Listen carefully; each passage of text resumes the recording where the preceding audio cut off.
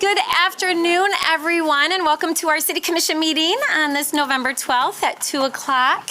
Our city clerk went to get something, but he will be back momentarily. But I'm going to go ahead and call this meeting to order.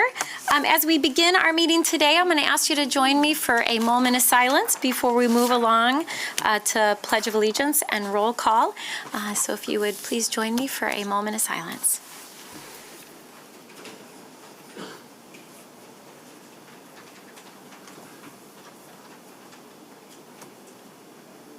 Thank you. I pledge allegiance to the flag of the United States of America and to the republic for which it stands, one nation, under God, indivisible, with liberty and justice for all. Thank you. All right, next I'm going to do roll call. We have Commissioner Perdue. Present. Commissioner Robbins. Present. Commissioner Isasi. Present. Commissioner O'Connor. Present. Commissioner Goy. Present. And I am present. And commissioners, can I get a motion to excuse Commissioner Knight? So moved. Support. All right, moved and supported. All those in favor say aye. Aye. Those opposed?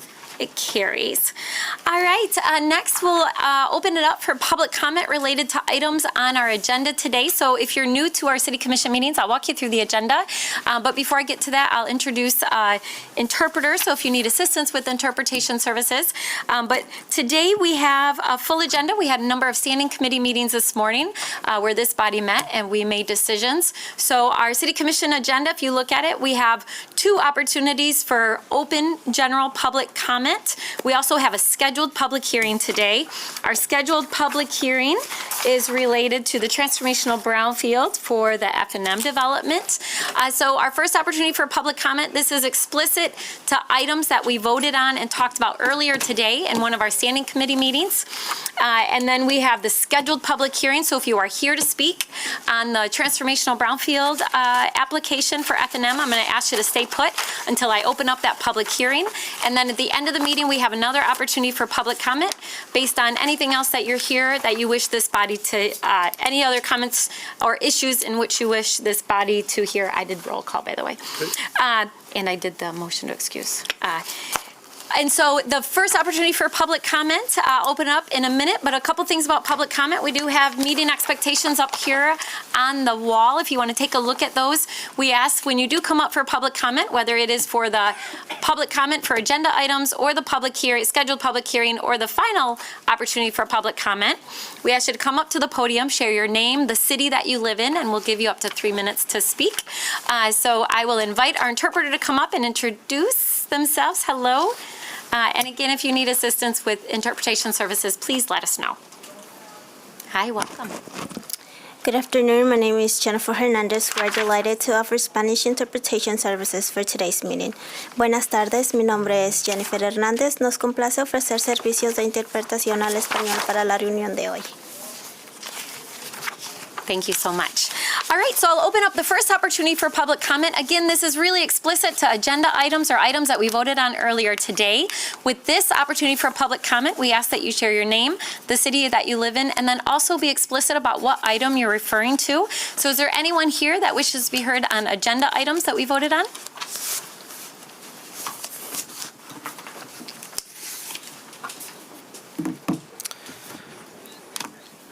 Good afternoon, Good afternoon. Mayor, Commissioners, Clerk, Manager. Good to see you all again. My name is Ivan Diaz. I'm a Kent County Commissioner for District 20, which covers a portion of the city of Grand Rapids and a portion of the city of Wyoming. I live the south side of Grand Rapids. I would like to address agenda items C10, E8, E9, and E10 regarding the soccer stadium and the bonding plan to fund that soccer stadium. When these items came before the county commission last week, I believe, I was the only county commissioner to vote against them, and I did so for a very specific reason. When I attended the public engagement opportunities that were being held across the city to talk about this project, I heard two consistent themes from the community. One, how will this project help develop the talent that is present across our community? We all love soccer. If any of us have been to any of the tournaments or games that are played across the city or across this county, we have seen the talent that is prevalent across our communities. The other thing that I heard was, how would this stadium include events that currently happen across the city and across the county, so that the tournaments that are currently played in parks could be played at this soccer stadium? Those are the two main things that I heard. This project has been in development for a long, long time, and the answers that I received at the county meeting was that it was too soon to talk about those types of things because it had to pass first. I very much doubt that you all and that the people that are behind the project don't already have plans or have not already seen numbers on how much it would cost to host an event at this facility. I attempted to table the amendment until February so that more communication could be had with the community, and so that potentially some of the lodging excise tax could be used to fund projects, or to fund events rather, that otherwise wouldn't happen because potentially community members wouldn't have the funds to host an event there. Again, I was told that the Sports Commission would be talking about those things and that there have been discussions, but that there was nothing concrete yet. I am asking you all to postpone voting on C10, E8, E9, and E10 until the new county commission, or until the new city commission that was elected comes into office, and so that we can actually have a commission that represents the values, the priorities, and the wishes of the community that voted for that commission. Again, we all love soccer. I think as a younger person, that having that type of stadium would be great for our city, but only if the public can benefit from the $100 million that will be spent for it. Thank you. All right, thank you, Commissioner. All right, others who wish to be heard on action items or agenda items? Good afternoon, Commissioners and Mayor. Before I start my comments, I would like to agree with Commissioner Diaz that we postpone some of these decisions until our new elected officials are in place. I'm speaking more to the Three Towers project, and I am with the Grand Rapids Climate Coalition. Oh, you're talking about the Fulton and Market?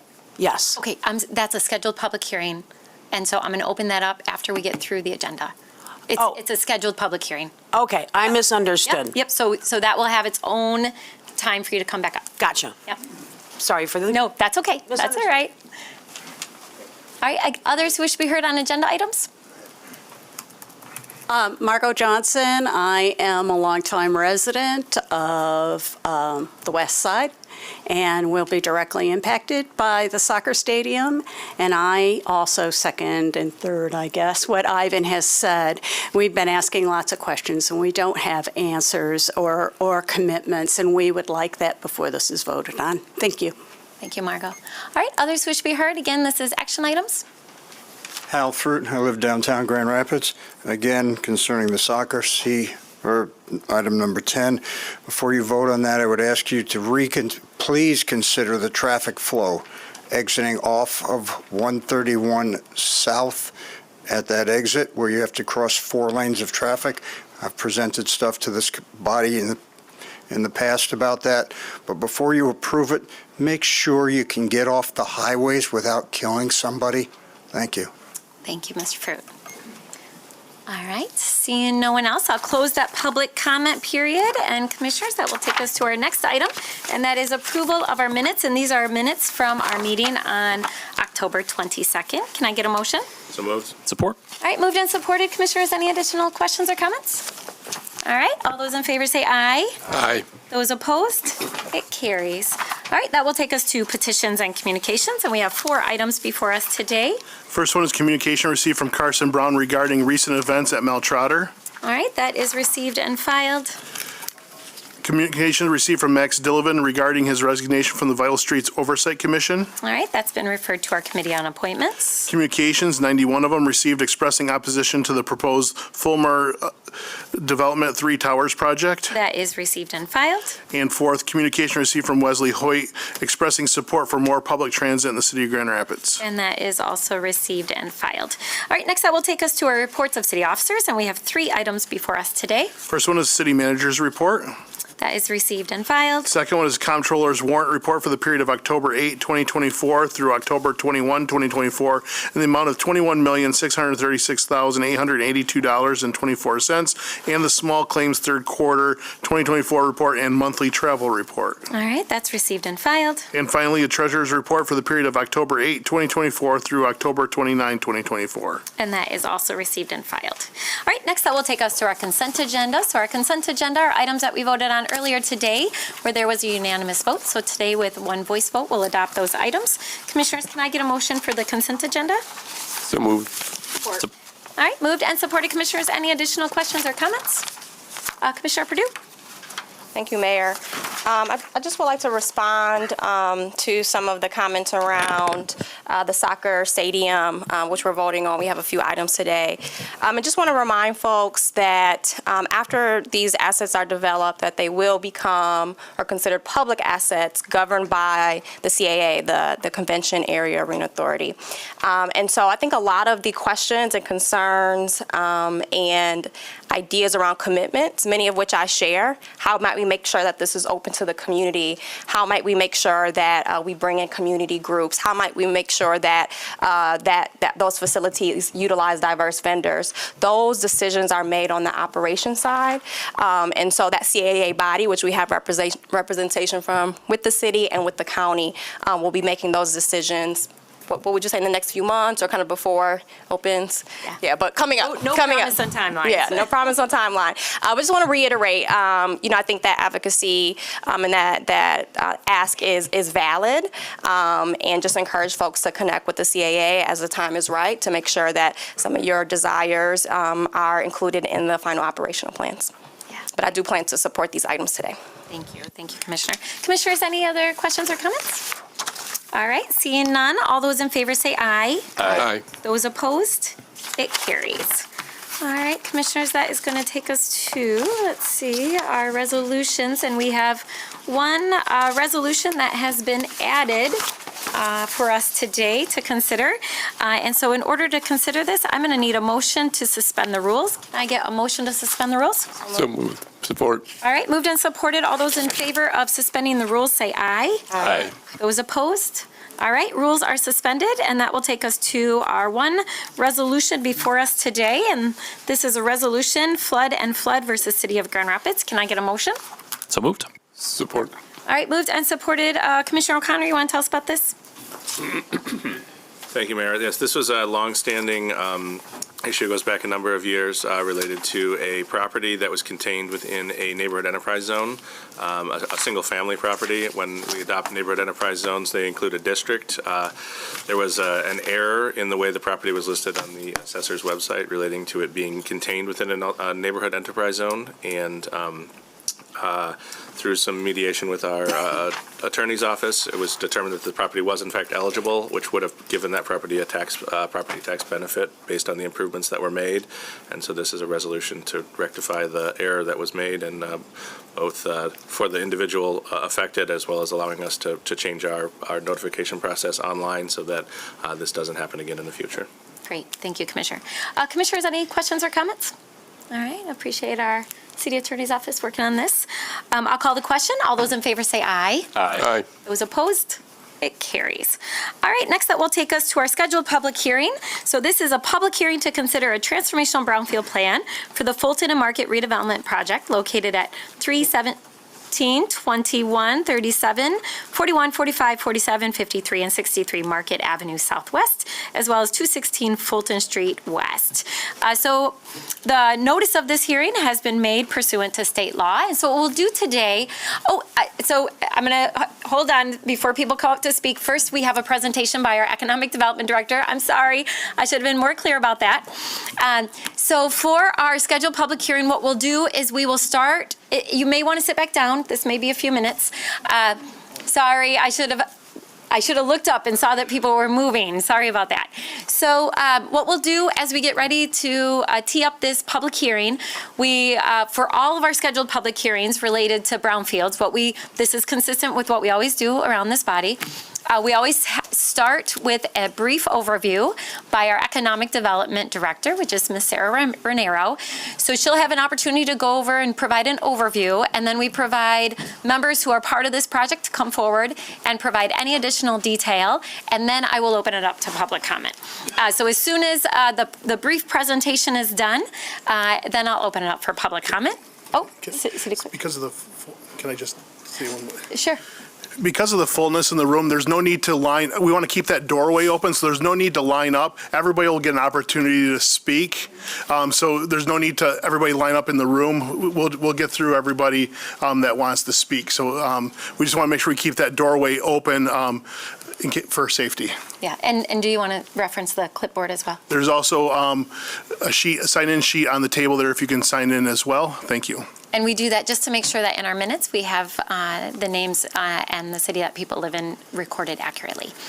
So again, we're going to start with our Economic Development Director. We'll turn to see if there's some individuals from the development team here. I believe Brad is going to do that. And then we'll open it up for public comment. So, Ms. Ranero? Thank you, Mayor. Good afternoon, Commissioners. My plan is to give you a presentation on Fulton and Market, like the Mayor said, including an overview on the project, as well as a little background on tax increment financing, and also the difference between traditional brownfield TIF and a transformational brownfield plan.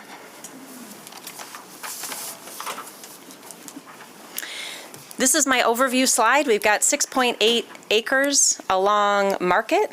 We've got 3 high-rise new construction towers, including office, residential, and hotel space, with condos on the top of that building that houses the hotel. 671 housing units, almost $800 million in total estimated development costs, including 2,500 parking spaces across the different towers, and 1,900 roughly jobs that are going to be, that are presented.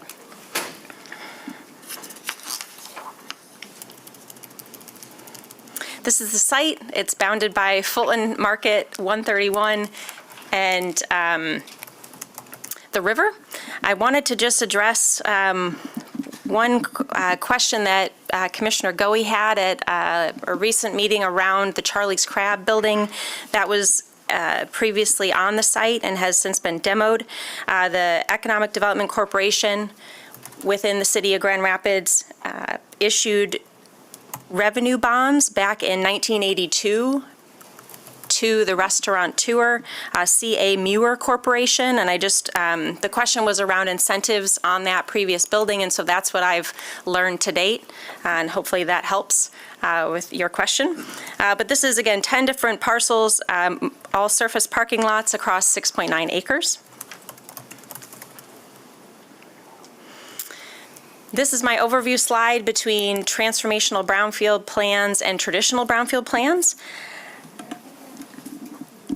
The main two differences that I'd just like to call attention to here are really what is eligible for costs associated to a transformational brownfield plan, as well as the revenue streams that are different between a traditional brownfield TIF and a transformational brownfield TIF. We've got an investment threshold of $100 million based on the size of Grand Rapids. Otherwise qualifies the same between the two different programs. But just to dive into those costs a little bit more as far as eligible costs, with a traditional brownfield tax increment financing plan, we've got demo, lead and asbestos abatement, site preparation, and public infrastructure improvements. With a transformational brownfield plan, we are also able to count hard costs. So all the new construction, that $800 million number, really in new construction is eligible for reimbursement.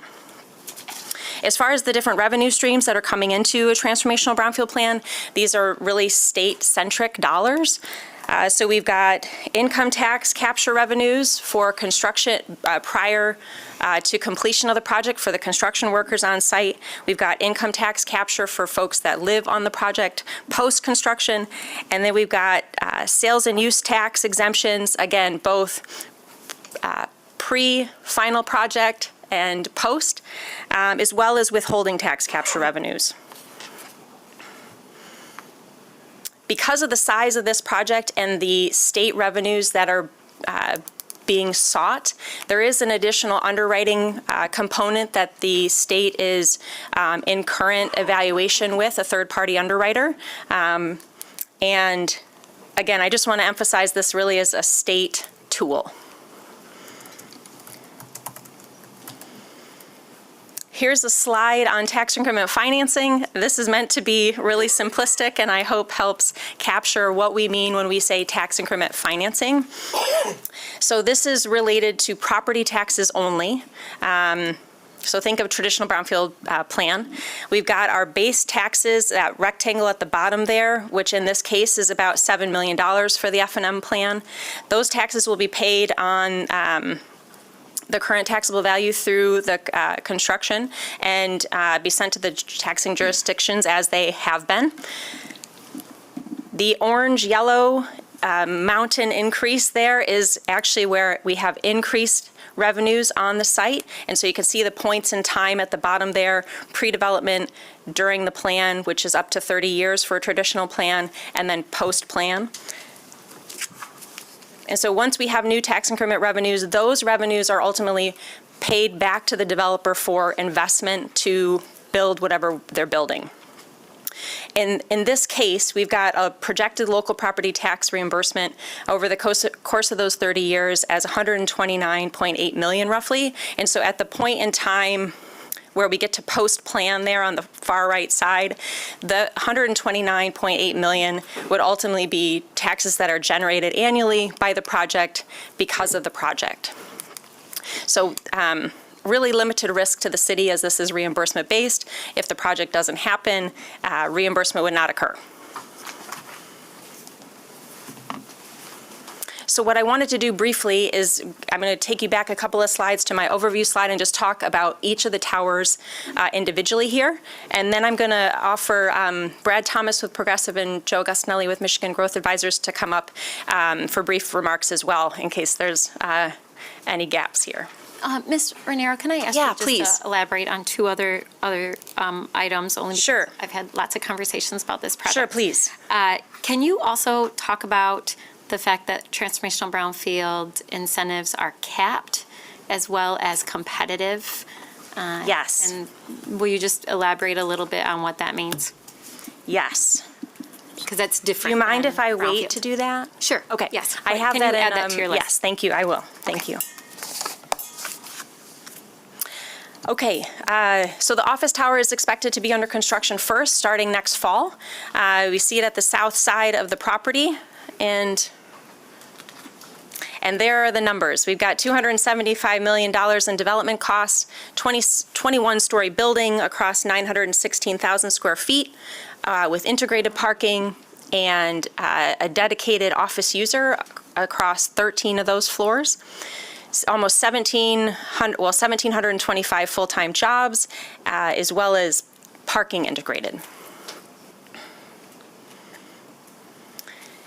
This slide gives you a little bit of the breakdown of the incentive, and so I want to just call some attention to the light blue box at the top there. Those are those additional revenue streams that I mentioned earlier, and if you total those against what we're looking at as far as the local property tax capture, you could see the pretty significant leverage from local to state investment here. 55.6 million, really comprising of about 25% of the overall anticipated incentive as it relates to the office tower.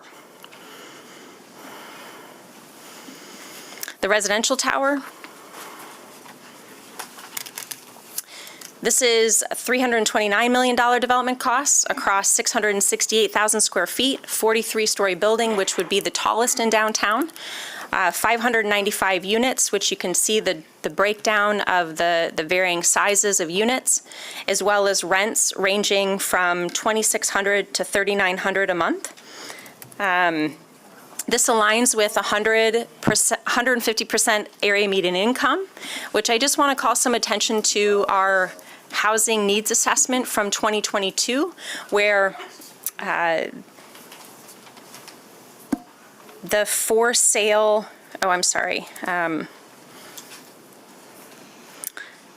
yes, I'm sorry. This is residential. So this is the number one need across rental. If I'm getting that right, please. Across rental from the housing needs assessment for units greater than 120% AMI. We've got 6 stories of parking included with 61 jobs as well as retail space. And this is expected to come online in the summer of, this is expected to break ground in the summer of 2026.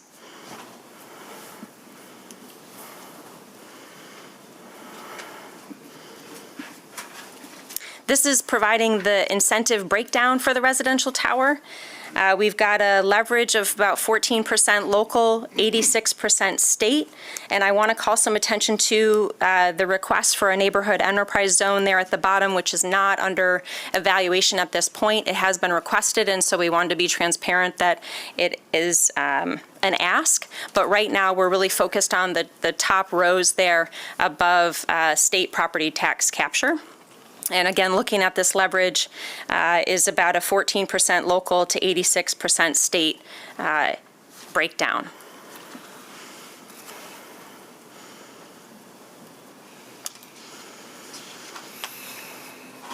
The final tower is the hotel tower. It includes condos at the top, on the top floors of the 27-story building. This is expected also to break ground in the summer of 2026. $194 million in development costs.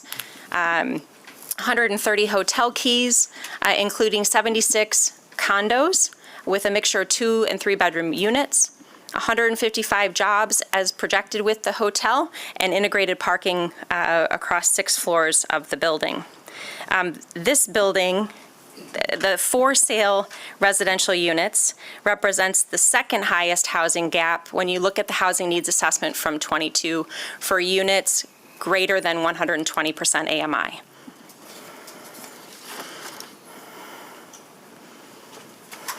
Here's the incentive breakdown associated. Again, the leverage speaks for itself. This is 29% local, 71% state, really emphasizing the state investment here that's up for consideration. And similar to the NEZ request, there's a commercial redevelopment abatement as it relates to the hotel building, and we are not evaluating that at this time. We just want to be transparent that it has been requested, and we'll evaluate it as more pieces of the development come together.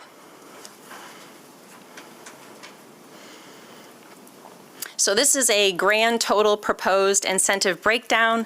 I want to just again emphasize that the risk to the city here is limited because of the way the program is structured, and it's the fact that it's reimbursement based.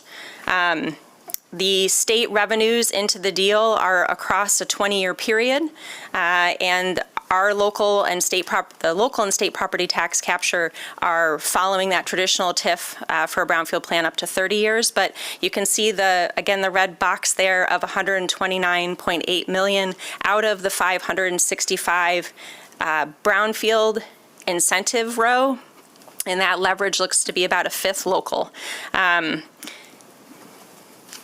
Along the right side, you've got the transformational brownfield plan requirements and an attempt at demonstrating how this project certainly meets the definition of transformational with the magnitude of investment here and the scopes. The projects qualify as facility or adjacent and contiguous to a facility, so qualifying as it would under a traditional brownfield plan, but very much eligible for transformational. The mixed-use component is a requirement of the program, and again, we have that here across the different uses between residential, retail, office, and hotel uses. I've mentioned that current taxable value of about $7 million, and you can see the different estimated projected future taxable values across the almost $800 million of investment. The maximum reimbursement that's eligible per the calculations of the TIF, the tax increment financing TIF table, are really capped at $565.5 million, and that's just the nature of what's available for capture.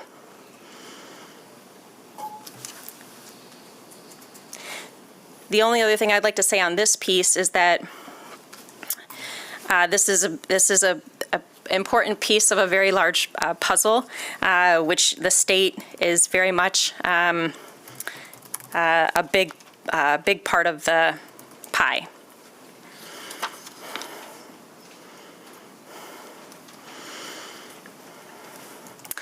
As part of the program, a binding affordable housing agreement would allow full capture of state income tax capture revenues versus if there was no binding agreement, the income tax capture revenues would be limited to 50%.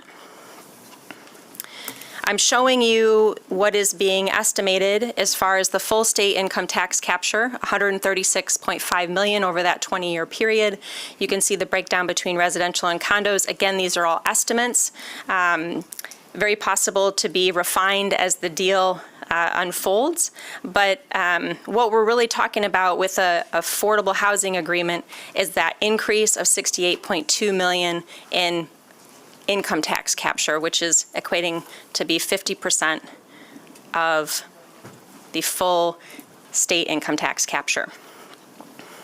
What's been proposed today is equal to 6.25% of the state income tax capture revenues for an overall estimate of $8.5 million. And you can see the breakdown between the residential and the condos. And I just want to say that as much as this is a proposed number at this point, we're not signing an agreement or presenting an agreement for the affordable housing agreement piece of this larger puzzle. We are anticipating that be more final at a future date when more specifics can be confirmed. And we anticipate the Economic Development Office negotiating that just like we would any other deal alongside our Brownfield Redevelopment Authority, and similar to a development and reimbursement agreement that's required for a brownfield plan.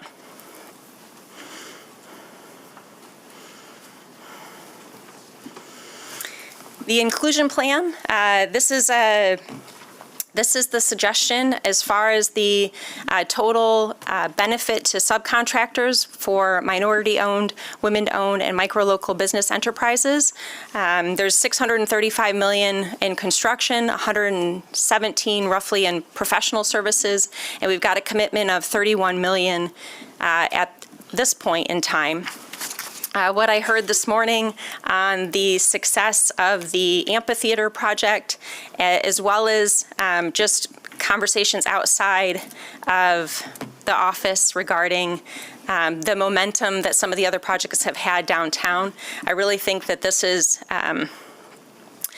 probably something that we're going to see come back higher, and something that we can evaluate as we get more information on the abatements that have been requested, because there will be better information as, again, the project unfolds.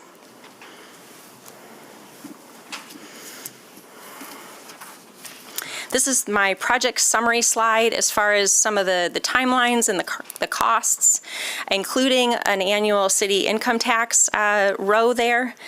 With our estimates, we're estimating that the way we do every deal. It's a conservative estimate, but that gives you a snapshot of what we're seeing. And I think that again, I think the numbers here really speak for themselves when you're looking at the leverage that we're contemplating alongside the state here. As far as next steps, we're looking at, we've obviously have our public hearing today, and we will look to City Commission to consider a recommendation for approving the transformational Brownfield plan and the proposal in December. We would look to the Michigan Strategic Fund, which is housed at the MEDC, to take this up at their February meeting, which we've been assured seems reasonable based on the pace of that conversation with the state. And then we anticipate in the spring working alongside our Brownfield Redevelopment Authority to consider the reimbursement and development agreement, and look forward to construction commencing in the fall of next year. With that, I'd like to invite Brad and Joe to come up and provide brief comments as well. Thank you. Welcome. Thank you. Good afternoon, Mayor, Commissioners, Manager, and Clerk. I'm Brad Thomas. I'm a principal with Progressive Companies. We've been working on behalf of the property owners. We've been leading a team of professionals to help to cast a vision and develop a physical master plan for the redevelopment of this property. The Director of Economic Development just did, I thought, a nice job covering the physical aspects of the project. I just thought I would just touch briefly in our opening comments to what we believe are the community benefits associated with the project, and we think they're significant. I've personally lived in this community for just over 25 years now, and every time I come downtown, I would look at this piece of property and I think, boy, what is that going to become one day? I mean, it is truly a remarkable piece of land that's on the Grand River, right in the core of our downtown. It's connected to our skywalk system. And I just know, as a student of urban planning and design, that surface parking is not the highest and best use for this location. And so in 2020, the Charlie's Crab property, as you know, in the peak of COVID, stopped its operations. In late 2023, that building was taken down. If you walk the site today, what you'll see is a sea of asphalt. You'll see a chain link fence that separates anybody from the river, and as I shared earlier, clearly not the highest and best use for the site. In 2015, this community led an update of its master plan, the GR Forward Plan, and that plan cast the vision for what the future of this city could become, and put in place a set of planning policies and directives to help to accomplish that. Interestingly, as part of that master plan, there was a separate vignette prepared specifically for this site.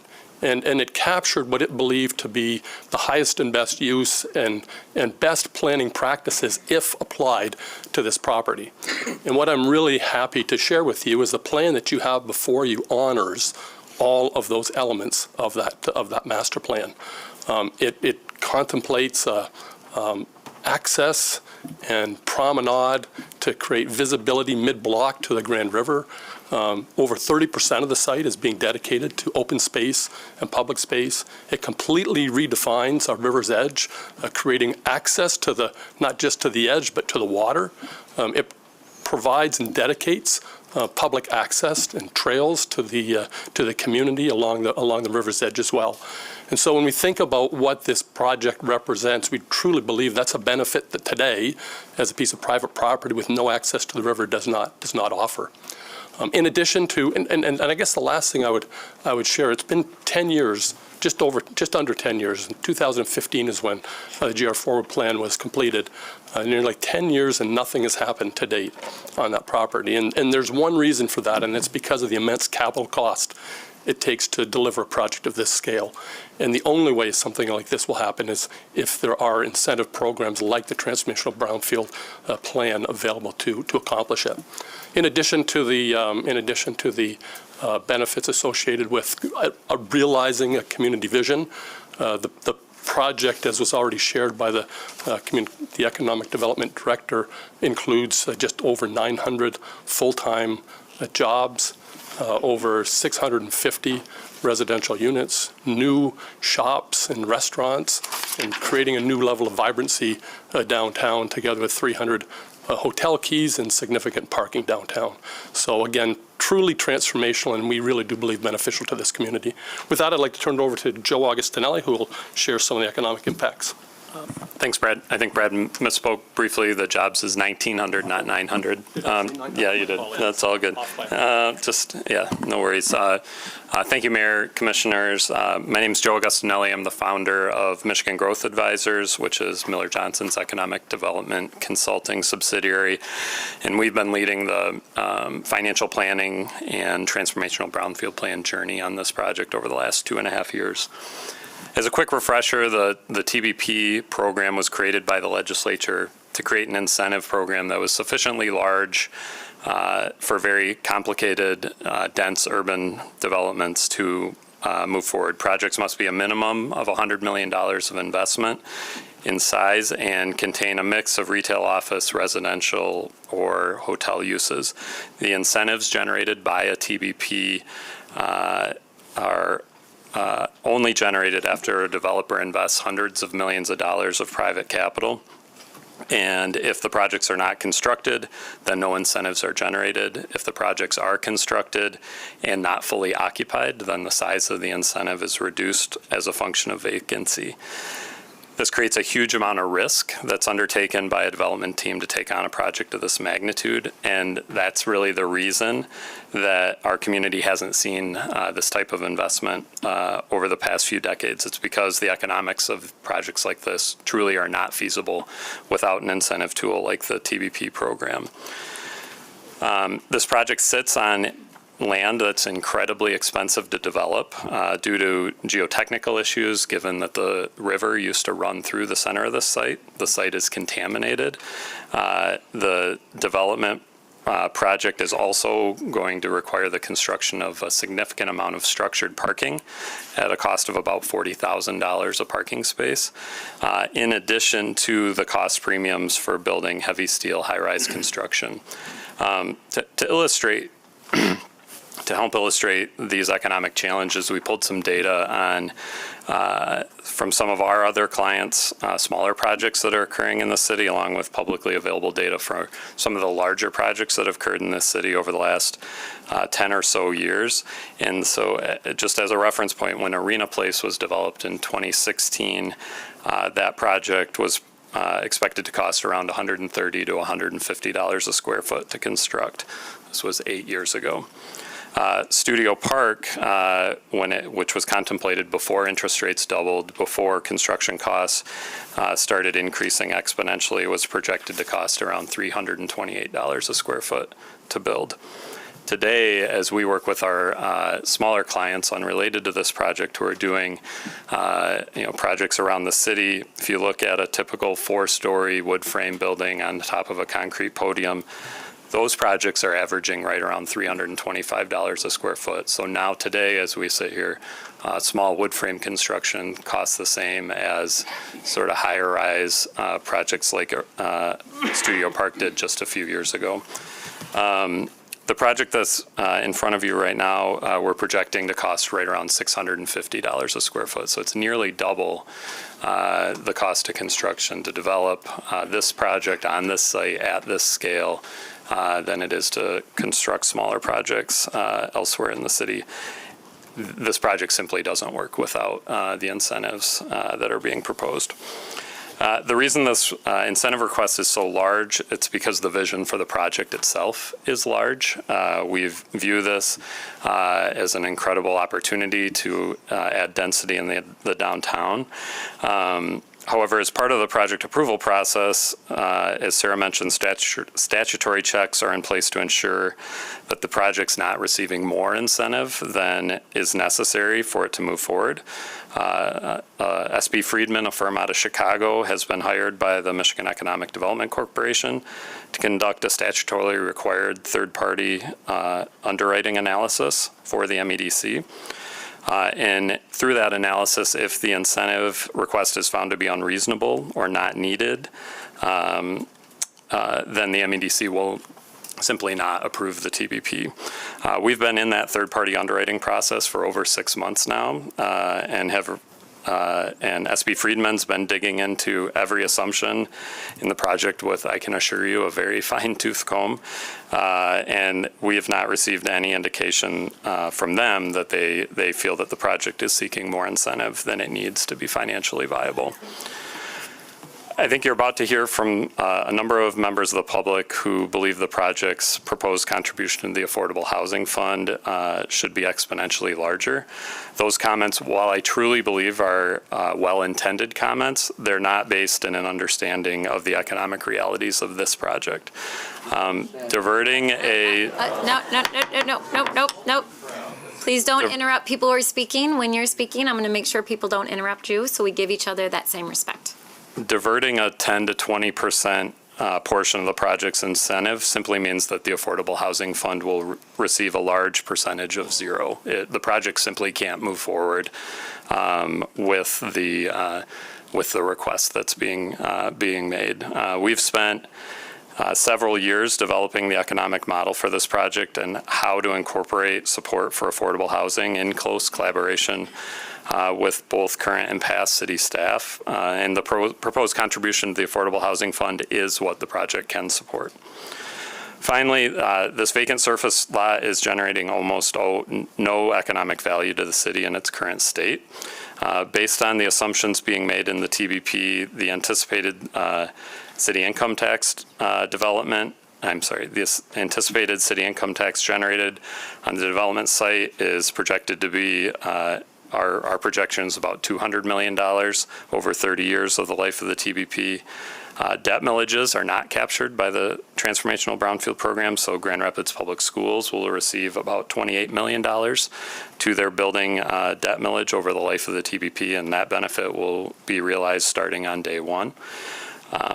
With the volume of housing needed in all locations of the city at all price points, the city is rightly prioritizing high-density development in the downtown core, given the finite amount of real estate available in the city to build new housing. This project is adding much-needed market-rate housing and providing support for workforce housing to different product types in different locations around the city. In addition, it is also adding new hotel rooms and parking that are needed to support the city's growing convention, sports, and entertainment venues. And it's adding new office space that represents as many as 1,600 high-paying jobs in this community, in addition to the public space improvements that Brad mentioned earlier. This project will truly be transformational to the city. On behalf of the development team, we're extremely appreciative of the countless hours city staff have spent working with us on this project over the past 2.5 years, and we appreciate the Commission's consideration of this request, and we'd be happy to answer any questions that you might have. Great, thank you. All right, I'll turn to my colleagues. Any specific concrete questions for either Mr. Gastinelli or Mr. Thomas or Ms. Renero? If not, I'm going to get to Commissioner O'Connor. Yeah, thank you, Mayor. Just a couple quick questions, and I'm glad, appreciate the presentation and the background information. I just think it's important to talk about the increment and how increment works. Again, I think that's like the gap in this. This is a dollar that has to be expended by a private developer that is reimbursed through the state giving up the sales tax dollars. And like, I know that, I just think that's an important thing to reiterate. And the city does not give up any of its local income tax dollars. And if I look at that site, Charlie's Crab's been closed for 4 years, meaning it's produced a minimal amount of property tax and no income tax for the city. There's a surface parking lot that's been a surface parking lot since I moved to Grand Rapids 25 years ago. That's produced, maybe one parking person in a booth on a event night at Van Andel. That's produced zero income tax, and I'm glad you brought it up because I was doing back of the envelope income tax calculations based on the number of potential residents and people working in those buildings to figure out, those are new income tax dollars to the city, right? And if I look at, my course of 9 years on the city commission, when we look at projects like this where we do any sort of tax incentive, there is an outlay of capital by a private developer that's being reimbursed in some capacity, but if the offset of the income tax dollars, which we are an income tax funded community, every property tax dollar we get gets divided 18 ways. The schools get some, and the county gets some, and the parks get some, and the DDA gets some, and all these different entities get a slice of it. So property tax dollars are not flexible dollars, but income tax dollars are how we get to do the good things that we all want to do to invest in our community and our people. And so by taking a parcel that has zero, it's not at its highest and best use and has zero income tax dollars coming in, in year one, when it's completed, the city looks to bring in somewhere in the neighborhood of a couple $1 million in new income tax dollars alone, just from the jobs, and another $1 million+ from the residents. If you look at the AMI, at 100% AMI is $66,300 for the city of Grand Rapids, and their 150% AMI units, that's basically a $100,000 job to afford one of those properties. So if I take whatever that number is, 671 residential units, and multiply that out by 0.015%, because that's how much you pay in local income tax, and if you live there, you pay the full increment. That's $1 million. So there's the potential to have over $3 million in new city income taxes on day one of this project. And then in 30 years, when this comes off the books, what's if it's $700 million today, and it continues to go up at 5% a year, 4% a year, 3% a year, in 30 years, when it comes off the books and I get the full property tax capture, what's that number? Like, it's a significant catalyst to the local economy. So I just think that, sorry, that was more of an explanation than a question, but I just wanted to make sure my math wasn't. It's a repeat of what we hear you say often, Commissioner, and I appreciate that because I do think that it is complicated. And can you talk? You used a fancy word, Mr. Gastinelli, called the geotechnical. Oh yeah. But I think that's important. I think even outside of this Brownfield tool, looking at Brownfield tools as a whole. Right. The reason that the Brownfield tool exists is, I love farmland. I love green space, but I don't want every farm and green space in all of the outlying world to turn into commercial development or residential development, right? But it's cheaper to do that because there's no problems, there's no contamination, there's no old river running through it. So you can go in and just start building for the most part. We're in an urban environment that both contains urban challenges, as also the river adds another layer of complexity to this.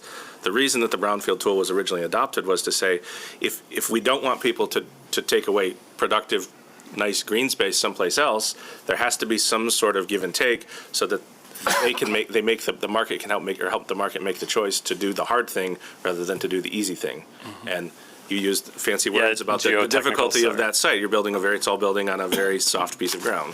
Right, yeah, so I've learned a lot about geotechnical engineering in this process that I never really thought I wanted to.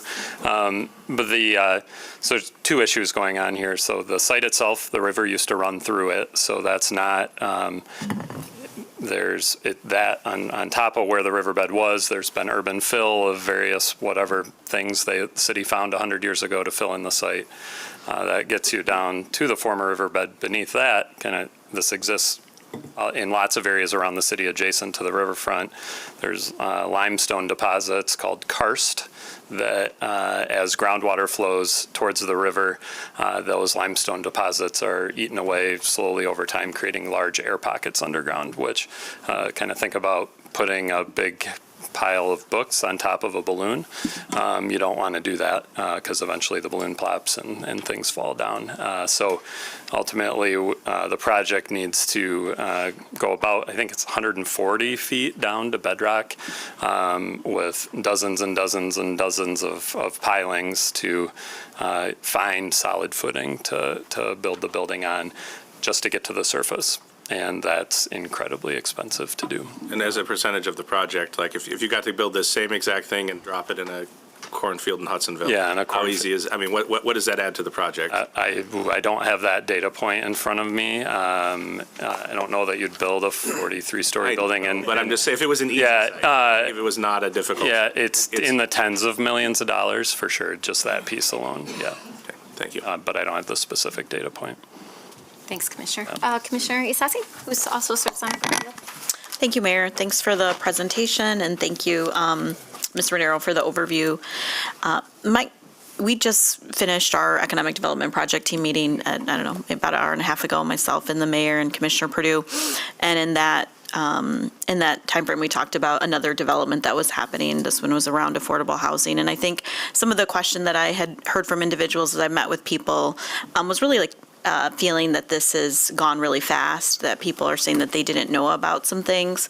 And I think if that's people's reality, I want to understand that and appreciate, and that's why I have this question. And so could we do a quick timeline of when this first conversation, because I think it's important to note that this is not something that has sort of just happened, but the way that these processes happen is that when it come to us, to our body, but would start with our economic development project or economic development team and leadership before Ms. Renero was here, when she was working at the state, that was working on these projects. So can we do a quick timeline of just, again, when this project was first discussed, and then kind of those, obviously we've had some things more recently with Brownfield and then being here to this point. Thank you. Do you want me to take this since I've been through all of it? Sure. All right.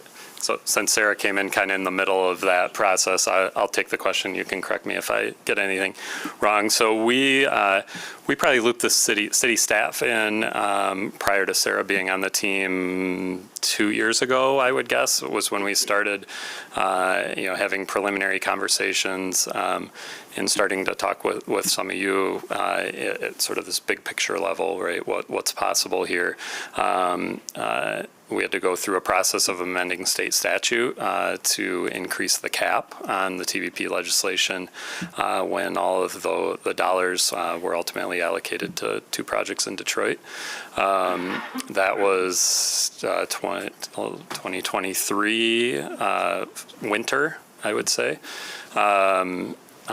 Once the TVP cap was increased, in partnership with the city, we submitted application materials to the MEDC kind of this time last year, I would say, is when I can get you specific dates if that's helpful, but those rough numbers, kind of fall of 2023, our materials were submitted to the MEDC.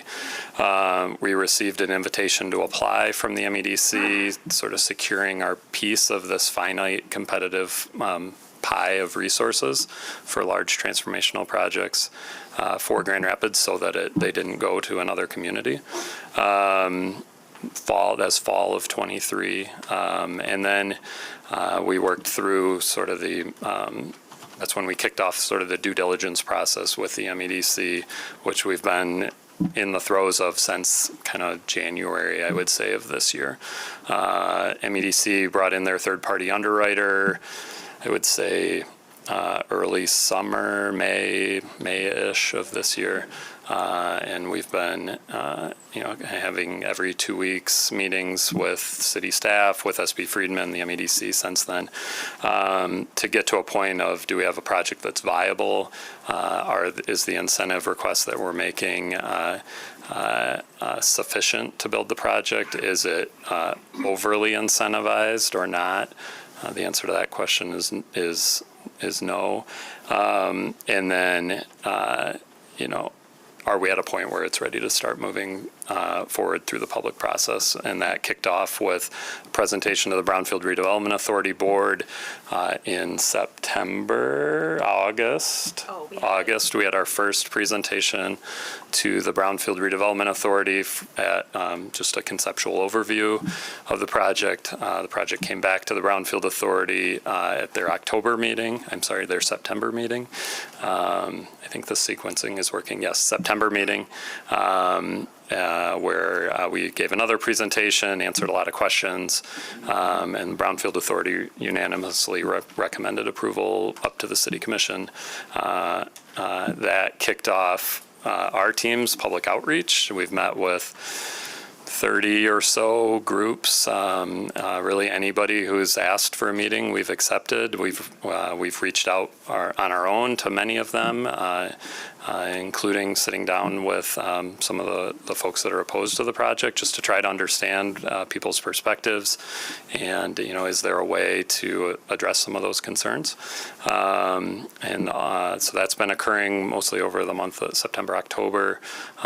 We had a presentation to the City Commission's Economic Development Project team in October, and then kind of leading us to where we're at today. So we've been involved with the city on this project for a very, very, very long time. I'd say the public-facing outreach on this project has been significantly more extensive and longer in duration than any other project I've worked on in my career that's received economic development incentives. That's hundreds of projects.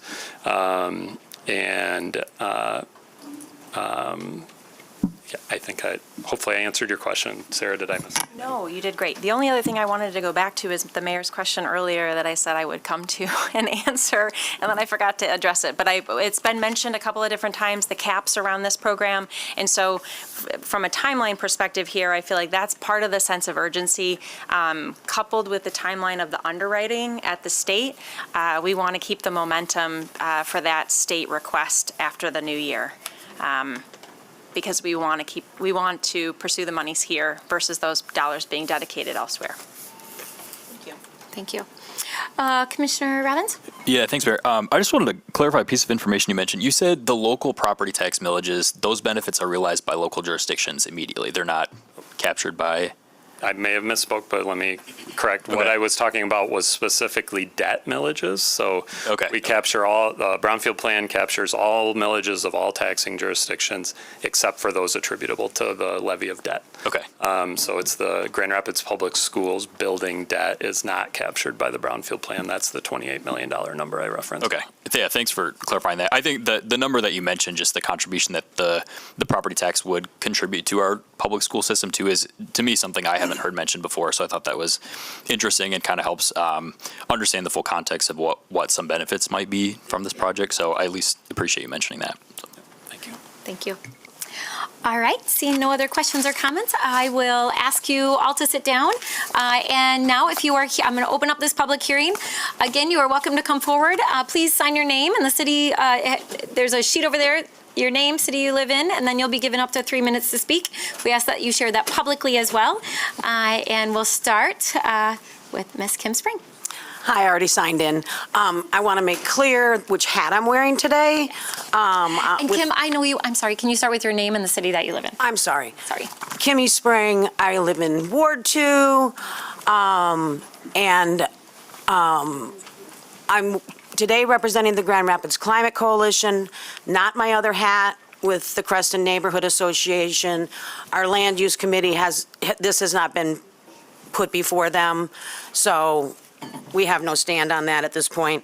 But I do see this issue as really looking at a bigger picture of priorities, funding, and implementation. And this is a lot of money going to a project that's mostly going to benefit people who have a ton of money to begin with. When I was at the Clean Water Action for 6 years, one of the things we spoke about very often is public-private partnerships. And in a lot of cases, too many cases, the public pays more and the private benefits more. And so I have a problem with that in general. If we've got money to spend, it should be going to other top priority projects like real affordable housing. I know we need across-the-board affordable housing, but this is like outrageous, $3,000 for a studio. There aren't that many people at that price point. And I've heard nothing about renewable energy. We're trying the city is committed to reducing our carbon emissions, and I don't see anything in this proposal about that being part of the project. And also, when it comes to the funding and the projected budget that they have right now based on reality today is going to change fundamentally after we have a new president who did a lot of campaigning on increasing tariffs. And that is going to increase a lot of costs, including construction costs. So I don't think this is a realistic budget to begin with. I don't support it in general. And the 20 years of giving money to the Affordable Housing Fund, that 20 years is not going to contribute that much each year to our Affordable Housing Fund. And that should be one of our top priorities and goals. So there are other people here who will speak to other issues concerning the effect of climate change and the need for social and environmental justice in the past. We've been here before, and we're here again, and we will keep coming. And we hope you're listening. Thank you. Thank you. All right, others wish to be heard? Good afternoon again. My name is Ivan Diaz, current Kent County Commissioner for District 20. And if I may, I'm also a candidate for the Michigan Senate for District 29 in 2026. Well, the devil works fast, but the DeVos family works faster, huh?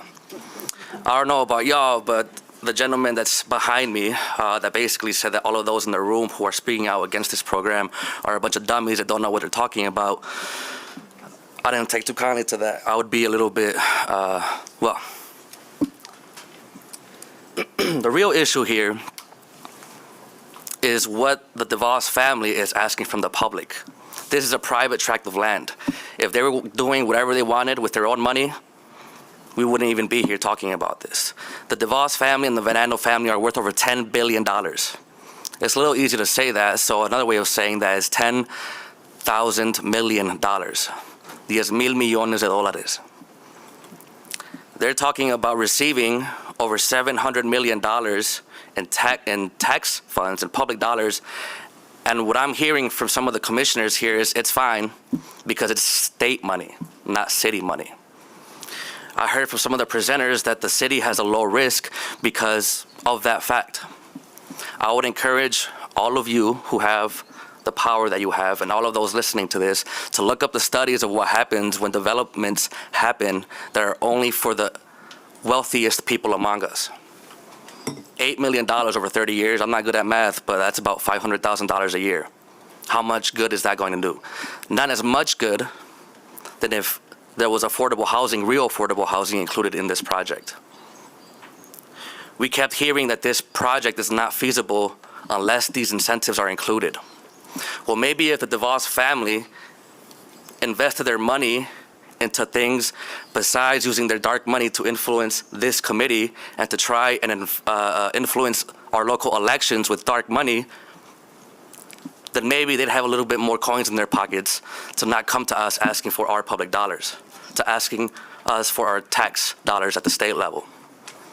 Again, I am asking you all to postpone this item that you are scheduled to vote on in December and push it past the new year so that the new commissioners and the new mayor can come in, make their voices heard, and reflect the will of the people who beat some of that dark money.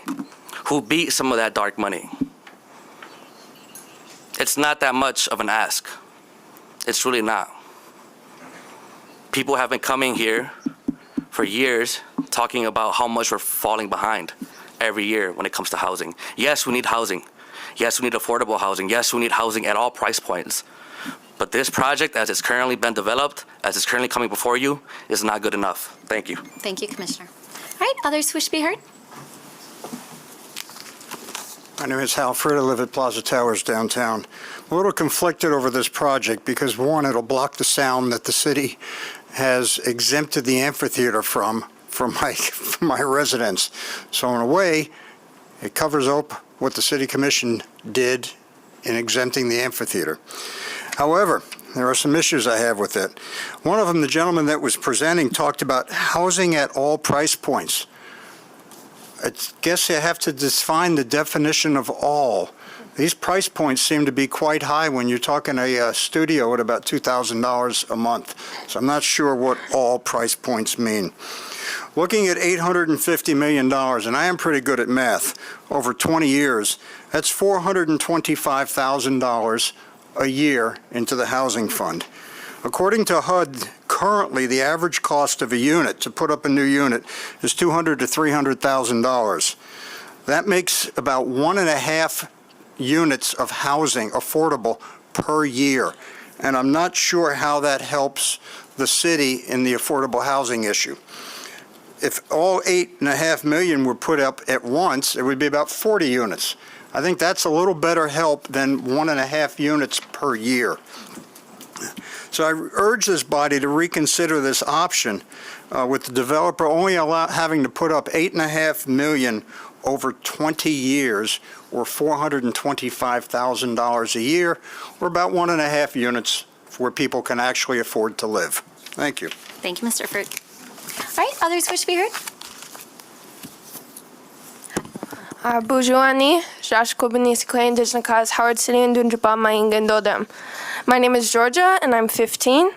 For the past 5 years, my family and I have been doing harm reduction work with the people experiencing homelessness in Grand Rapids. I'm here to speak about the serious disconnect between the decisions being made in this room and the harsh realities people living in poverty are facing every day. We hear a lot about affordable housing, but the truth is these units are often priced beyond the reach of the people who need them most. They come with restrictions, credit checks, application fees that only exclude those who have been living in crisis for years. Meanwhile, the number of people we serve has increased tremendously over the last years. They're more exhausted than ever. Many are trying to get back on their feet, but the system isn't providing the support they need. Instead, we're criminalizing homelessness, forcing people to sleep in tents or parks, then fining them or taking their belongings when discovered and removed by GRPD. This isn't solving the problem, it's making it worse. What we need is deeply affordable housing, housing that actually serves those living on the streets or in their cars. Without that, we're just putting Band-Aids on a much deeper wound. And right now, there's no real plan to meet those needs.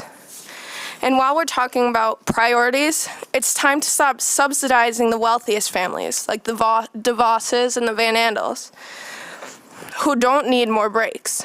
Grand Rapids taxpayers have already given enough to wealthy developers. Those resources should be redirected to those who need them most, the unhoused, the most vulnerable, the people we see sleeping under bridges. The people on the streets of Grand Rapids are real human beings. They're not statistics. They deserve better than this. We have the power to make a change, but it's going to take more than talk. It's going to take action that puts the needs of the most vulnerable first, regardless of whether or not that brings in revenue. I urge you to consider a future where everyone in this city has a safe, stable place to call home. Thank you. Thank you. And Georgia, I'm sorry, I didn't catch it. Did you say the city that you live in? Howard City. Thank you. All right, others wish to be heard? Buju, Gitagan Gunskwe Indigenous, Howard City in Dunjaba, Maingandodam. My name is Jade, and I'm a senior in high school. For the past 5 years, I've worked alongside the unhoused members of the city, gathering and distributing supplies, providing harm reduction, and offering food to those in need. Today, I want to point out a growing and painful discrepancy between the city's words about addressing homelessness and the actions being taken. The city talks about housing the unhoused, about offering solutions, about compassion. But in practice, we continue to see policies that criminalize homelessness, policies that only make life harder for people already suffering. One of the most glaring examples is how the city handles belongings of the unhoused individuals. After outlawing belongings larger than 52 gallons, the city agreed to store items taken during encampment clearings. But what actually happens? After every rainstorm, the GRPD raids encampments and deems wet belongings hazardous and destroys them, rather than storing them as promised. This isn't just inconvenient. It's a deliberate strategy to strip people of what little they have left. It forces people into a cruel cycle of displacement, treating both them and their belongings as disposable. This is not solving homelessness. It's a cat and mouse game that causes more harm than help. People's shelters, possessions, and a sense of stability are repeatedly taken away, deepening the trauma and crisis. Instead of helping people get back on their feet, this pushes them further into the shadows. The real issue, systemic failure, is ignored. The claim that there aren't resources for low-barrier housing is simply untrue when we see millions in subsidies handed to the Van Andels and DeVosses. Welfare for the wealthy? That's just crazy. We're propping up the rich while leaving the most vulnerable to fend for themselves. This growing gap between the haves and the haves-not isn't just immoral, it's unsustainable. What we need is real, low-barrier housing. Housing that's accessible regardless of a person's criminal history, substance use, or mental health challenges. Housing that doesn't come with arbitrary requirements that only push people away. We need to invest in services and housing that meet people where they are. Thank you. All right, thanks. Others wish to be heard?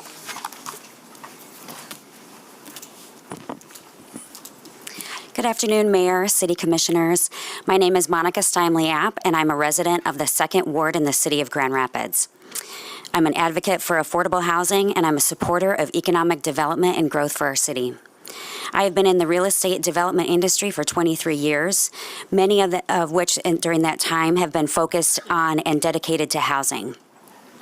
I have served starting with the city, starting with their Great Housing Strategies Committee, and spent years working in our community to understand housing needs overall.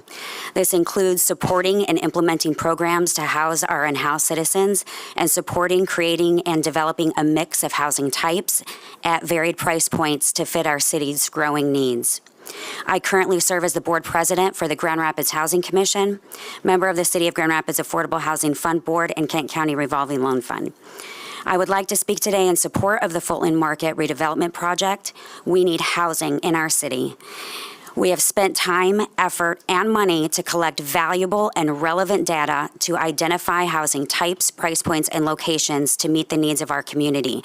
This project fully meets those needs, and in addition to infusing a significant amount of housing into our city, the project is putting significant and impactful dollars, $8.5 million, into the Affordable Housing Fund for the development of more affordable housing. The infusion of around 600 units into the market is answering identified housing needs in our city. Identified housing needs in our city will help to regulate and drive down market rate prices by significantly increasing our supply, and will encourage additional future growth and development. By adding a significant amount of funds to the Affordable Housing Fund, we will be able to utilize those dollars to support additional affordable housing developments and programs needed in our community. Mayor and Commissioners, it is incredibly difficult to put projects such as this together. It is even harder to create projects of this size with the ability to meet very specific needs in our community. Please help move this project forward so we as a community can continue to meet our growing housing needs. Thank you. Thank you, Ms. Epp. All right, others wish to be heard?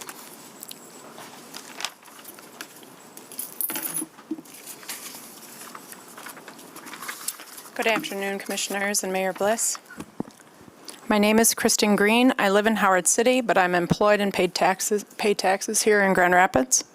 I'm a certified community health worker, and I work face-to-face and directly with individuals experiencing homelessness, connecting them to limited housing resources and advocating for harm reduction.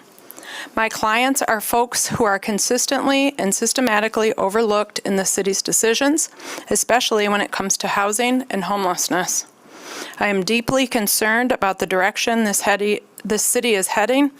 Today, we're discussing $565 million taxpayer subsidy for the DeVos and Van Andel development project. I'm here to say we cannot continue prioritizing billionaires over those who need the most help. Mayor Bliss recently, in an interview regarding this issue, you said there was more work to be done on homelessness and that you feel good about your work on this issue. When I look at back at your legacy, this is what I will see. During a global pandemic, when many were struggling to survive, the city evicted homeless people from their encampments against CDC recommendations just 2 days before Christmas while you all were on holiday, on vacation. This was a callous disregard for our most vulnerable neighbors and endangered public health. While the interests of beautifying our city were prioritized. I will see you as the people who co-signed the deliberate efforts to circumvent the Constitution to criminalize homelessness. Remember when the attorney hired to research loopholes in the vagrancy laws stood right over here and told you how challenging it had been to get around the Constitution? And that if you changed the words from panhandling to accosting, then GRPD could arrest and fine people. Remember when you accepted the draft from the Chamber of Commerce that suggested criminalizing standing within 15 feet of a public restroom, all the while complaining about public urination? That was during your time too. Shameful. The commission is asking for $565 million in subsidies to benefit 2 of the wealthiest families in the country, families with billions in assets, while rents in the city continue to skyrocket. The studio apartment in this new development will be far beyond the reach of most residents. You heard the gasps and laughs amongst constituents here today. I have heard talk about limited risk to the city, but what I see is the DeVos and Van Andel families, despite their wealth, have pledged just $425,000 a year. Your time's up, Ms. Green. Hi, Margot Sedini Johnson again. I am a 30-year resident of one of your neighborhoods of focus, and your policy on those is that you are going to strive to eliminate inequities and therefore put in intentional investment in these particular areas, and we're looking forward to that happening. It has happened very little, in my opinion. I'm a representative of John Ball area neighbors, and I'm speaking on their behalf at this point in time, and we need more affordable housing, and that does not mean 85% AMI and higher. We need it at all tiers, especially the lower tiers, and we agree with the statement made by Together West Michigan today. $8.5 million is woefully inadequate considering the total number of tax credits, and we need, and also contradictory to your focus, your neighborhood of focus policy. Now I'm speaking as a neighbor, not on behalf of J-Ban, and my frustration ends up being the justification for doing things that's contradictory to what's happening in our neighborhood. So, 125% AMI means maybe 100% maybe means you give up a third full bath and a walk-in closet. But when you don't put up housing at 50% AMI or less, it means someone chooses between living on the street or in their car. And I think that's area for neighborhoods of focus that is lacking significantly. And also it was stated that these towers are better use of parking. Okay, then why weren't you sticking up for a historic park that was destroyed after hundreds of mature trees were torn down and 5 acres at least of asphalt parking was put in instead? What's good for the goose is good for the gander. And environmentally, the river, yes, take care of the environment there and in our neighborhoods of focus. I'm thankful to the PFAS study done by Eagle recently in our neighborhood, and I'm anxious to see the trichloroethylene results on the 15 homes around the recycling center to see whether or not it exists in the yards of those homes since it was built. Let's hope the readings are low enough not to have caused health issues on top of the damage done by the ethylene oxide. And let's hope that the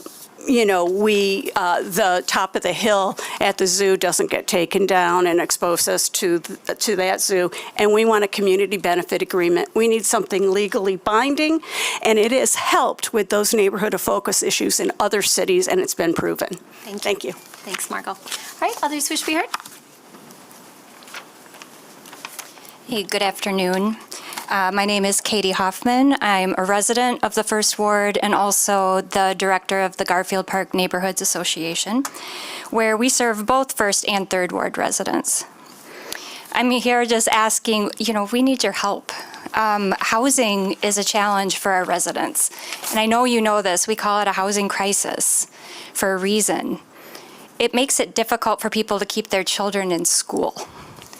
So when we're talking about it at a fundamental level like this, I'm just here asking for more help. We serve 1,700 residents, and most of them are in danger of becoming unhoused or housing insecure. I'm here on behalf of the GP&A Board of Directors to ask you for a better deal. First, increase the contribution to the Affordable Housing Fund to 20% and front load it. We need that money now. Second, I want to call for a more transparent process from the city. I know that the process to date has been described, but I can't keep up as a director for a neighborhood association. I can't keep up with all of this stuff. And I am not an expert in housing. And I can't always watch the economic development team meetings. So I don't know if there's some system we can build in where you just funnel information earlier to neighborhood associations so we can activate and get our thoughts together a little earlier. Third, I am asking for a plan for this project in writing that holds the developers accountable for their expressed desire to create economic opportunities for the women and minority contractors. And fourth, I ask for continued conversation for safeguards in place to protect our environment. Thank you. Thank you for your time. Thank you. Appreciate your comments. All right, others wish to be heard?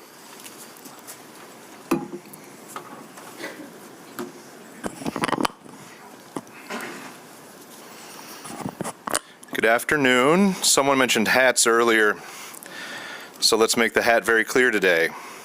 I'm Lucas Leverett, and I'm here as Vice President of the West Grand Neighborhood Organization. As a trusted voice in the ongoing conversation about our community for over 50 years, West Grand Neighborhood Organization's Executive Committee joins in solidarity with the neighbors on the west side and citywide in asking our city leaders to consider making a better deal for average, hard-working Grand Rapidians regarding this development. We kindly request a pause in this process and the careful consideration of the following critical concerns and proposed community benefits. Like other large developments, public accountability and transparency have been kept to a bare minimum. This is our money as taxpayers, and we echo the demand for structured and increased access and insight into this and future similar projects.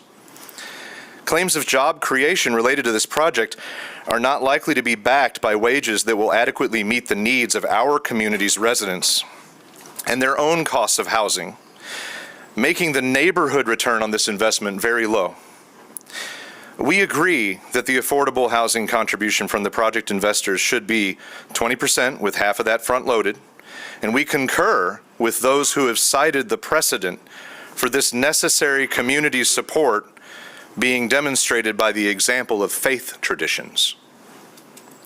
As this proposal has arrived in the public realm after the people of Grand Rapids have resoundingly cast their votes in the 2024 election for more community-centered leadership, further hearings and consideration should be delayed or tabled until those elected officials have assumed office. We believe these asks are minimal and very realistic in the pursuit of that world-class city. And we salute all those who have united here to extend this compromise on behalf of our communities. This is an example of the power of our voices when united, and a very encouraging sign for the future of these conversations. Thank you, commissioners, and the always hard-working city staff for your efforts, your consideration, and your valuable time. All right, thank you, Mr. Leverett. All right, others wish to be heard? Good afternoon, Mayor, Commissioners, City Manager. My name's Janet Zahn. I am a resident of the First Ward and co-chair of the Grand Rapids Climate Coalition. Others are speaking to the housing elements of this project in more detail, and I echo their concerns. But I'm here to speak on sustainability and what I see as an enormous lost opportunity before us.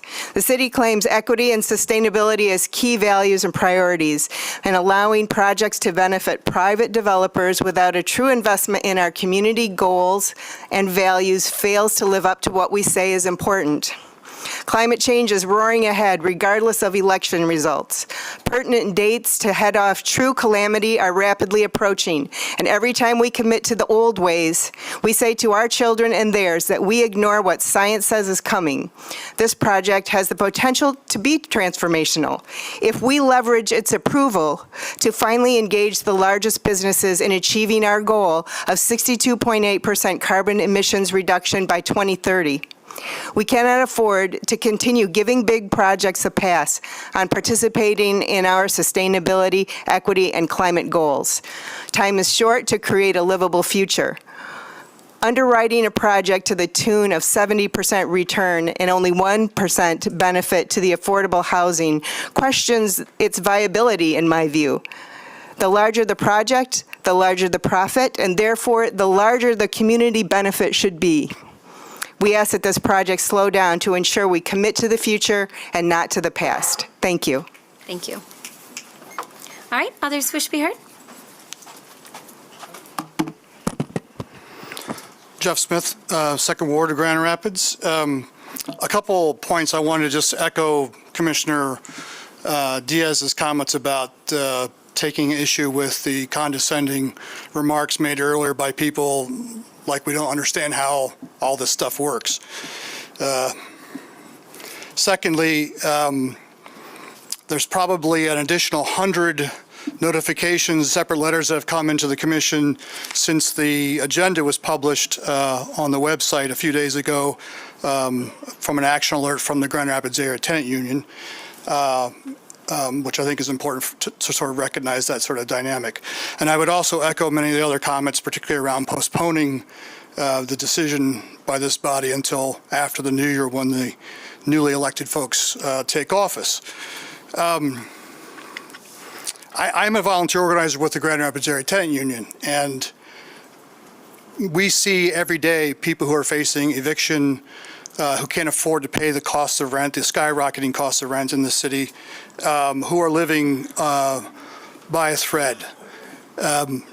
Many of you, I'm sure, are aware, particularly those of you who worked in the social service sector, are aware of the ALICE data, right? The Asset Limited Income Constrained Employed data that came out this summer, which said that 41% of people living in Michigan are living paycheck to paycheck. That number goes up in Grand Rapids to 47%. 47%, nearly half the population is living paycheck to paycheck. And you want to give this amount of money, $565 million, to a project that's being brought to us by two of the wealthiest families in the city. To me, it's just unconscionable that that's even considered. You know, one aspect of the work that we do in community organizing is the importance of having like radical imagination, right? Thinking outside the box, like thinking differently about how we can get win the kind of things that we want to win. And I just, playing with the numbers, This is one thing I came up with. So if you take the $565 million, for a $250,000 house, which is not wouldn't be fancy, it would just be a basic house, the cost of a new house, that could buy 2,260 families a brand new home that would be paid for. That would be transformational. That would be transformational. If you looked at people who are renters, the $565 million, at an average cost a year of $1,500 a month for rent, which is $18,000 a year for rent, the $565 million could cover the cost of rent for an entire year for 31,388 people in the city. That would be transformational. Thank you, Jeff. Your time's up. Thanks. All right, others wish to be heard? Mayor, City Commissioners, thank you for the opportunity to speak. My name is Reverend... Ma'am, can you just hold on a second? Is everything okay over there?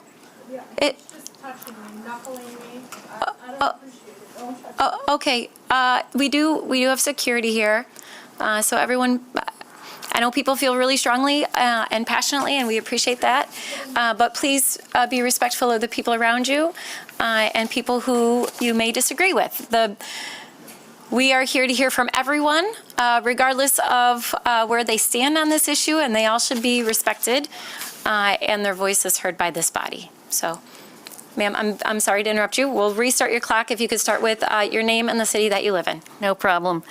Thank you again for the time. My name is Reverend Lynette Sparks. I live in Wyoming, and I spend all of my substantial daytime and evening hours here in the city of Grand Rapids as I serve as senior pastor at Westminster Presbyterian Church downtown. I am also a leader with Together West Michigan, a broad-based organization of 18 institutions in Kent County representing over 18,000 people. And if you could quietly, those of you that are members of Together West Michigan, members and friends, just please briefly stand so you can see who is here with us today. We have concerns with the project.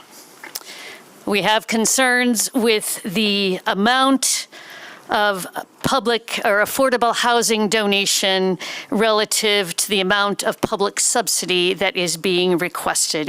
$8.5 million of over $500 million is simply not a good deal for Grand Rapids.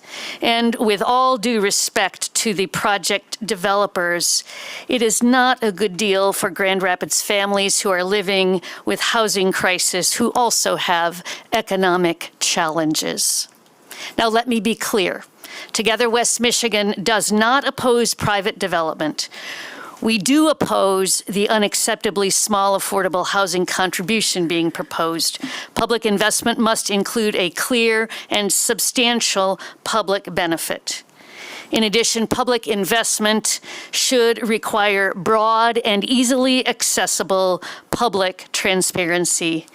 We do not believe that has been the case with this project. Most community members didn't even know the project existed until news broke less than 2 months ago. This is the first project of this magnitude and potentially the largest development project in Grand Rapids history. It will set the standard for other projects moving forward, for better or worse. And we must set a standard that is worthy of this city and all of its residents, not just a select few. Thank you. All right. Hi, welcome. Thank you. My name is Ted Hartzell. I live in Kentwood, but worship at Westminster Presbyterian Church and spend most of my working time and volunteer time down here in Grand Rapids. I'm the co-leader of the Together West Michigan housing team. The architectural drawings that we saw were certainly pretty.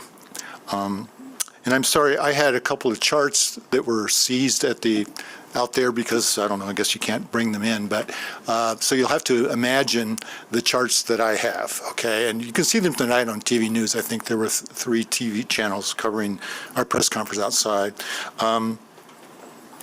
The picture that I'm saying that isn't so pretty is the when you look at the $797 million project estimated cost, and then you got the $565 million subsidy, tax captures over 20 to 30 years, and then you've got barely discernible $8.5 million in affordable housing to the Grand Rapids Affordable Housing Fund over 20 years, which the gentleman who talked about the math, it's $425,000 a year.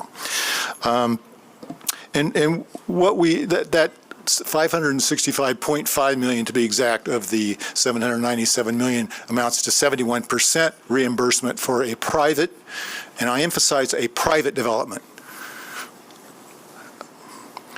So this $8.5 million, the chart that with the giant the $797 million, and then the $565.5 million, and the $8.5 million. I call that pictures two towers in an anthill. Another rather ugly picture is the picture showing the shortage of housing units in the city by a Grand Rapids Area Chamber of Commerce sponsored study showing 14,106 units short, and then it shows again what the $8.5 million would buy, which is about something less than 2 units a year. We don't dispute that maybe the biggest category in the housing needs assessment that they've cited is the biggest category, single category is for 121% and above. That's 120% to infinity of wealth. What they fail to say is that about 3/4 of the need in that very housing needs assessment is for 120% and below area median income. So that's a significant fact, and we just feel that there's this enormous public subsidy for very little in exchange for the benefit of the residents. Thank you. Thank you. All right, others wish to be heard? Hi, welcome. Hi, my name is Satori Spicer. I'm in Grand Rapids. I'm a poverty education facilitator with Access in West Michigan, but today I proudly serve as a leader with Together West Michigan. Growing up, my parents taught me that if I worked hard, got good grades, pursued higher education, I would live a life that could support myself and my family and make sure that we didn't struggle. So I did everything they told me to do. I worked hard, I got good grades, I went to college, and I took every opportunity to give back to my community. I did everything right. But despite all of that, despite all of my effort, I cannot afford to live in this city.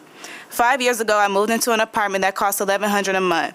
3 years later, the rent jumped up by $700. More than half of my paycheck was going just to keep a roof over my head. I worked harder and longer, but prices kept rising.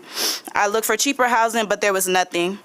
The only reason I was able to survive was because my sister was in the same situation, and she moved in with us. And then we had a friend who was also in the same situation and moved in with us with her 2 children. We became a huge family, sharing a space just to make sure our kids had enough to eat, and we had to make impossible choices every month between paying for rent and providing food. We had no choice but to live like this. None of us are lazy, we all work, and most of us have college degrees, and none of us could afford a place to live on our own. If you work hard, go to school, and contribute to your community, you should not be forced to live in cramped quarters or risk losing your home or even worse, losing your children. You should be able to provide for your family with stability and dignity that comes with safe, affordable places to live. It is unjust that I cannot afford a home here while millions of taxpayer dollars are poured into luxury hotels and high-end condominiums, projects that serve the wealthy but not the people who keep this city running. $600 million taxpayer dollars are used for the kind of development that benefits only the rich. This is a moral failure. This is a slap in the face to the working families who struggle every day just to stay afloat. We've heard from the city leaders talk time and time again about a valuing of affordable housing and equity. Well, now the moment is for you to turn those words into action. This is your chance to prove that those values are more than just promises. This is your chance to show that you would put people, families, and communities first. We are tired of seeing transformative projects that only transform the lives of the wealthy, while the rest of us are left to fight for survival. We are ready to work with you to ensure that the public dollar you invest are matched by the public good that they create. This is not just about affordable housing. This is about dignity. This is about fairness. This is most importantly about the future we want for our children and our communities. We are asking you, as our city council, to listen, to act, to invest in all of us so that we can build a city where hard work and dedication actually pays off. Thank you. Thank you. All right, others wish to be heard? Good afternoon, Mayor Bliss and commissioners. My name is Cheryl Luth, and I live in Grand Rapids, Michigan, or Grand Rapids in the 3rd Ward. I'm on staff at Fuller Avenue Christian Reformed Church as a community coordinator and a member and leader at Together West Michigan. Over the last 2 months, Together West Michigan has knocked on over 1,600 doors in the 3rd Ward around my church, asking families what pressures they are facing. We heard multiple stories. One woman I talked to is afraid to let her grandbabies play in the front yard because cars speed down their street, or families fearing they may have to move because they struggle to afford their current housing.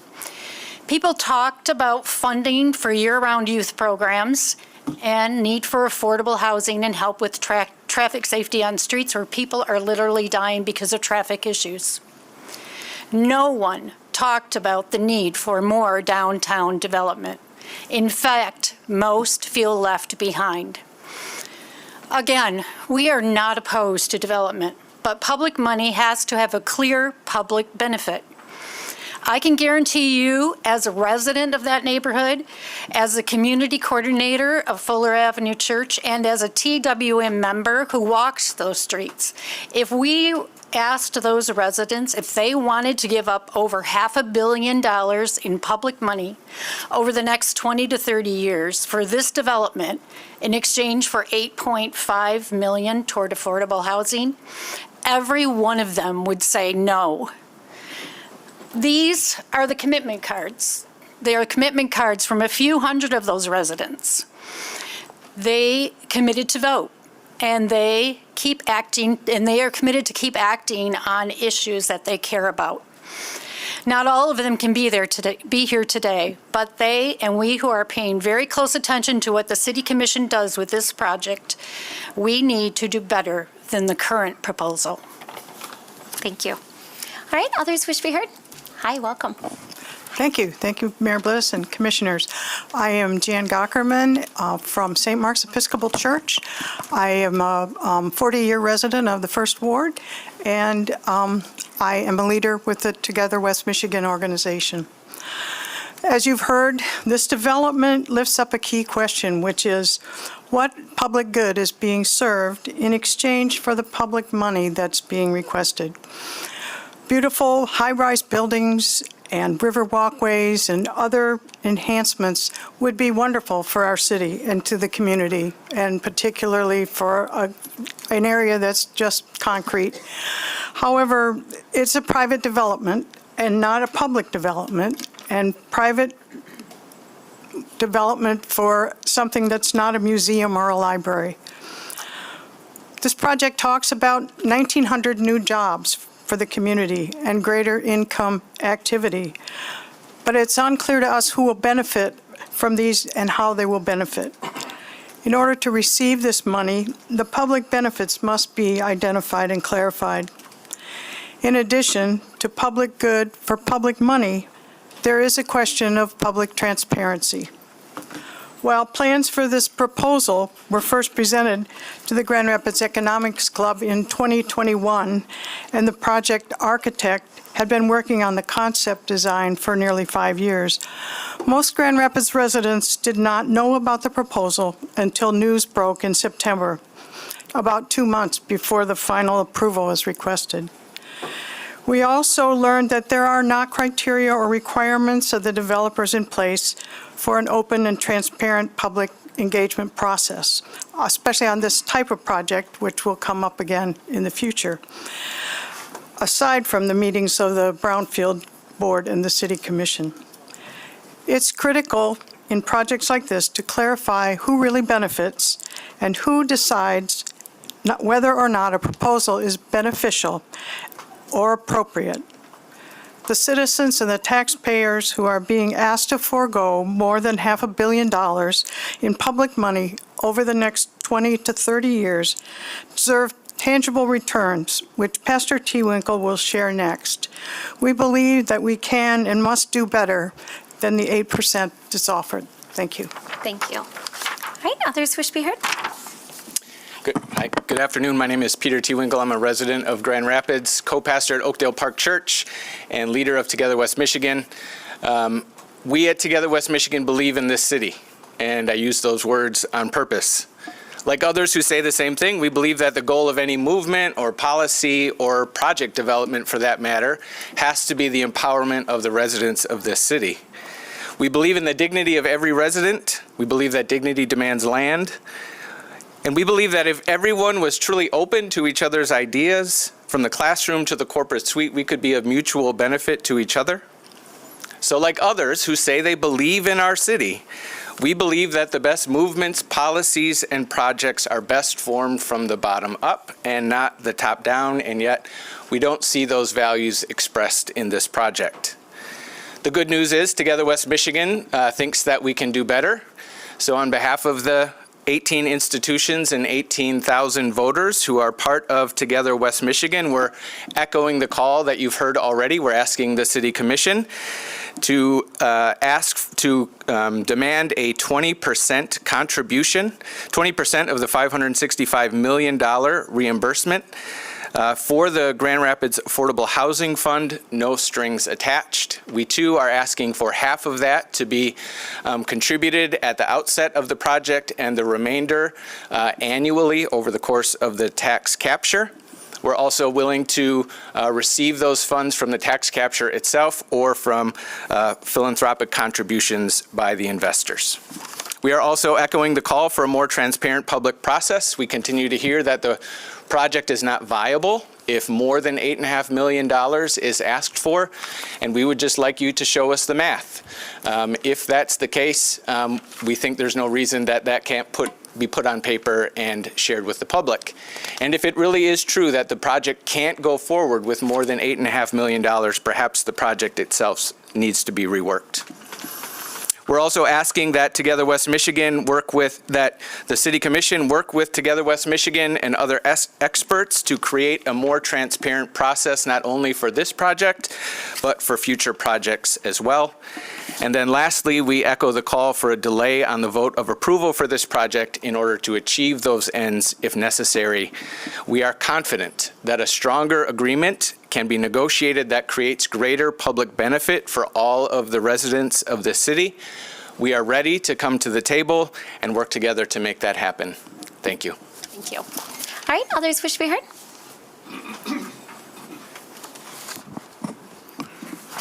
Hello, friends. Mark from Grand Rapids. All this stuff would have never happened if you allowed Dwayne Faust to do his project. But since you didn't, because he didn't fit the West Michigan parameters, I had to talk about this. The numbers you heard and saw during this public hearing, scrap it. Those numbers are going to be twice as high. The reason being is this. More than half of the building materials are going to come from overseas. That means after 12:01 p.m. Michigan time, the orange man is going to propose his 20% tariffs on those goods and services, which is going to up the cost to the project, and in turn to offset the people who are working on this project. Those tariff increases are going to be bear the brunt by the residents themselves and the people who are staying at the hotels and the leases to the office buildings, and so on and so on and so on. So you better think about this. Because if you don't want that to happen, I suggest they gotta come with a better offer. Because I guarantee you this, nobody's not going to pay $4,700 for a 3-bedroom unit. Or even $3,000 for a studio. That ain't happening.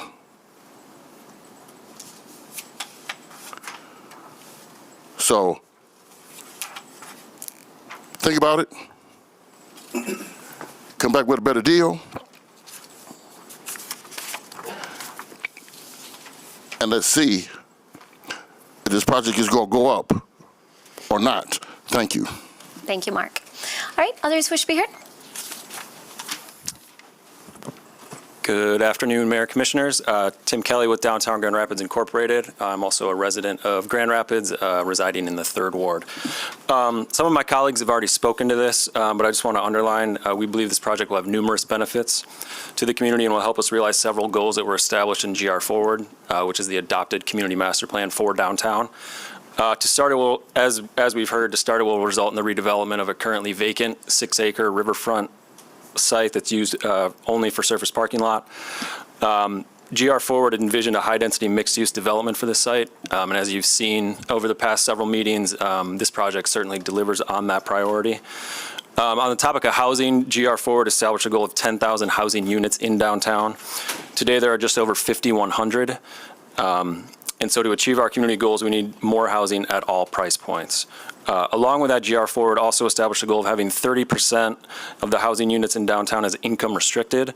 Today, we sit at 31% of the existing housing available to those earning less than 100% of the area median income. And while there is clearly still work to be done, I would also add that downtown, and specifically Hartside, where this project is located, has among the highest concentration of income restricted units in all of Kent County. Lastly, this project will provide important public river access on a site that is currently not accessible. The public easement is permanent and will create a critical non-motorized trail connection that is integral to our efforts to link downtown and the Grand River Greenway to the Black Hills, Roosevelt Park, and other neighborhoods on the city's southeast side. The owners are committed to implementing the community developed vision for the riverfront on that site, which will not only enhance the project, but also create benefits for the entire community to enjoy.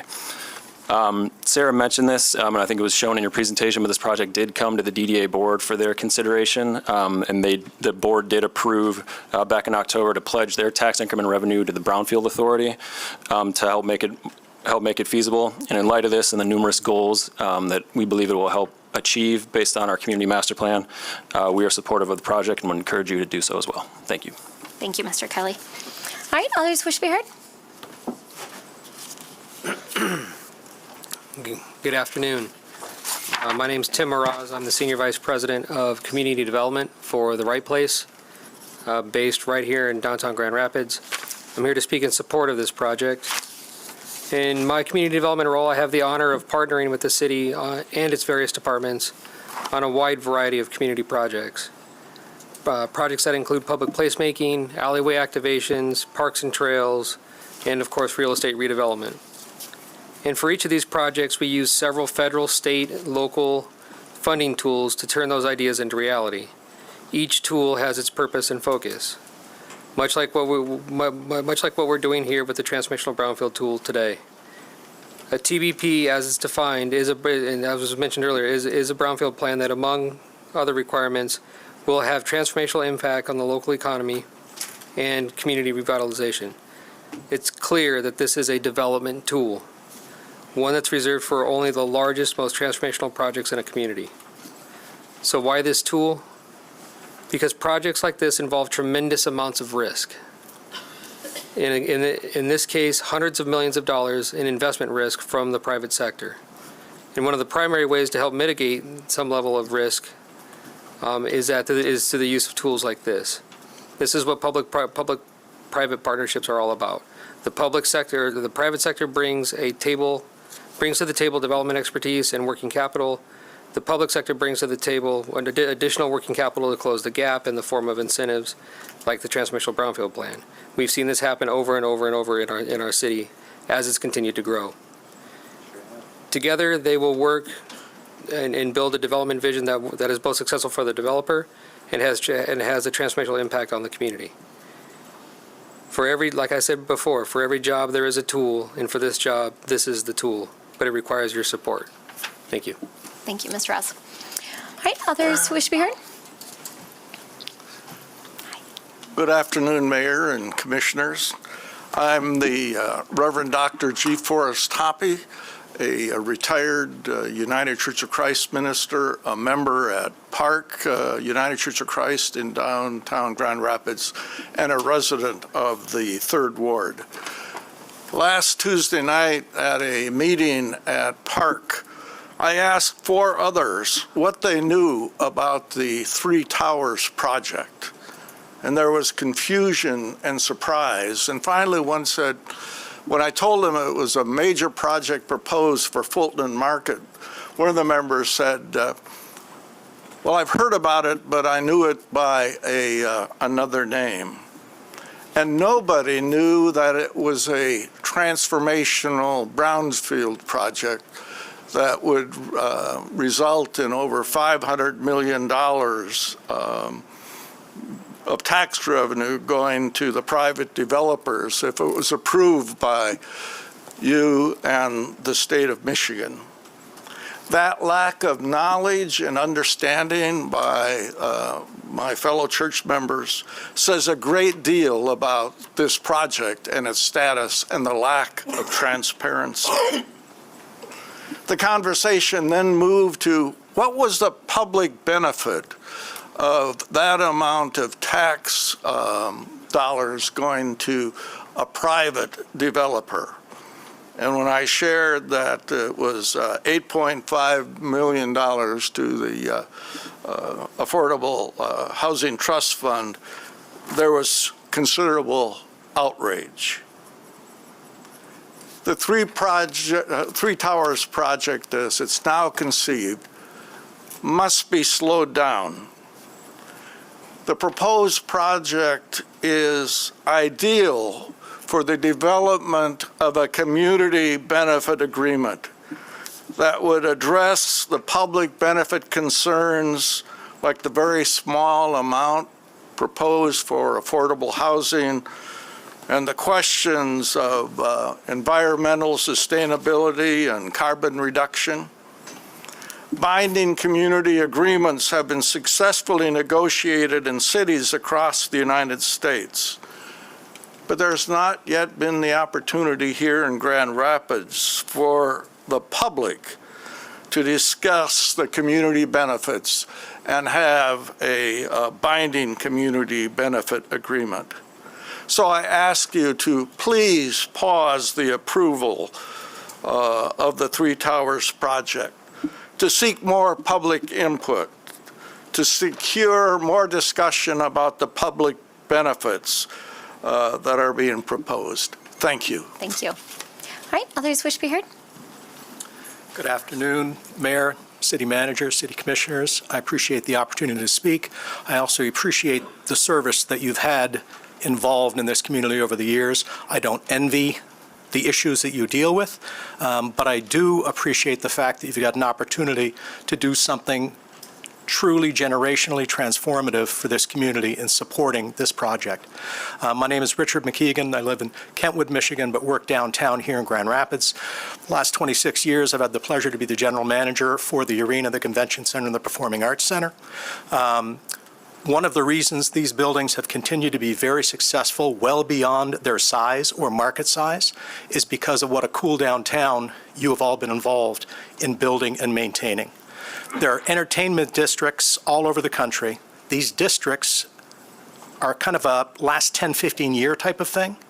We had that going in right from day one for the arena and the theater. We're building our entertainment options with the soccer stadium and the amphitheater.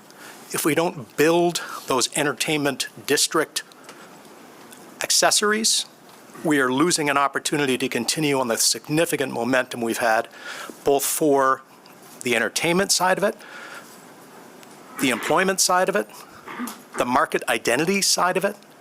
I've been so very, very lucky to have found this as home and have chosen to be here for 26 years. Downtown rocks.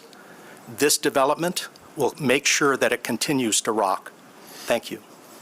Thank you. All right, others wish to be heard? Hello, I'm Martha Cooper from Grand Rapids. I like to hear someone talk about the entertainment district when We're full of people in this city who cannot partake in all of the new and wonderful entertainment because they're so busy trying to pay their rent or not get evicted. Excuse me with my frustration and disrespect in my tone, but it is very difficult after the many years that I've come up here to speak to you all over and over again about affordable housing and about helping the homeless in this city. I wonder how that 100 people housed in 100 days is going. So maybe you know now how hard this is. I wrote down stuff. I usually like to talk off the top. But I just can't believe this. It's very difficult. Over $500 million to subsidize the rich to buy a for-profit enterprise of 3 towers downtown, while nothing substantial is being done to house low-income people, is immoral. The $8.5 million figure from this for-profit, this isn't money we're ever going to see anything of, that will go to the Affordable Housing Fund is a slap in the face to people struggling to cover increasing rent, facing evictions, and desperate for safe shelter.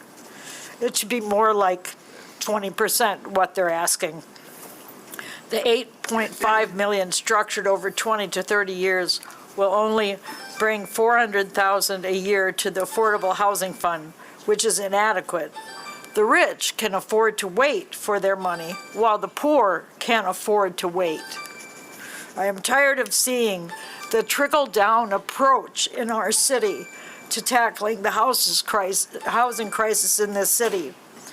The rich have contributed none of their vast fortunes to the community, and yet they want a massive subsidy, which you are happy to supply.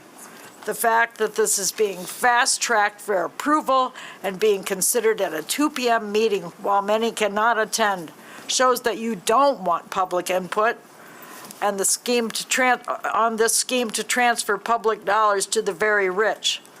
There is an inadequate public input and no equity in this at all. I just did a thing with my group about fairness and equity in housing. It's supposed to be going to, and I can't tell you how false this is.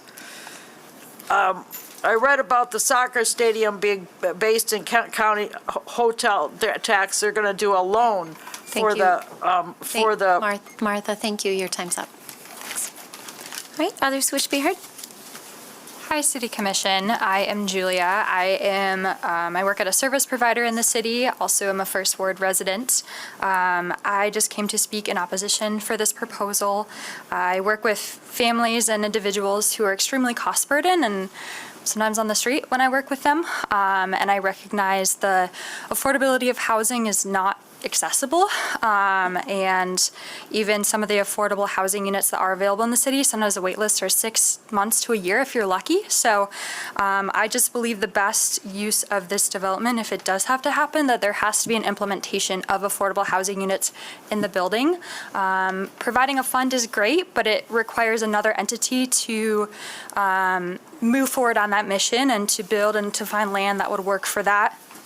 Versus having it accountably held to the development itself. So I just ask that you think of, if we're going to make a city that's equitable for all, let's think of the most vulnerable, because if the most vulnerable are healthy, we will all be healthy. So just keeping that in mind in your decision making and recognizing that housing that is affordable just really doesn't exist right now. So I thank you for your time. Thanks. Thank you. All right, others wish to be heard? Good afternoon. Good afternoon. Mayor Bliss, City Commissioners, City Staff, and City Manager Washington. My name is Dane Gates. I am a resident of the 3rd Ward. It is my understanding Fulmer Property Holdings is legally allowed to request maximum funding for the three tower project by contributing to the Affordable Housing Fund. Grand Rapids is in a housing crisis. $8.5 million, $425,000 over 20 years is obscene. a complete absence of equity. Public funds should yield public benefit. Because a policy is deemed legal, by no means makes it moral. I would suggest developers contributing a maximum amount to the Affordable Housing Fund would receive a subsidy. I join with others in requesting thoughtful reconsideration in funding this project. Housing is a human right and a social determinant of health. Thank you. Thank you. Next. Hello, I'm Jolanda Howe. I live in the 2nd Ward of Grand Rapids. When I began attending City Commission meetings over 8 years ago, we didn't have an affordable housing fund or a mechanism for compelling for-profit developers to invest in affordable housing. So I recognize there's some progress represented in this proposal. Most importantly, the existence of the Affordable Housing Fund and a fund board that includes not just developers, but residents who have real solutions to offer based on personal experience with housing insecurity. We eagerly awaited these kinds of opportunities so that we could do something big, equitable, and important. So here we are, positioned with more tools than ever before to build a skyline-changing project that will launch our city into the next era. And yet we're still proposing to leave people behind. Why? This project should be a mixed income development that adds affordable housing downtown instead of reducing the percentage of affordable housing. How will we recover from that?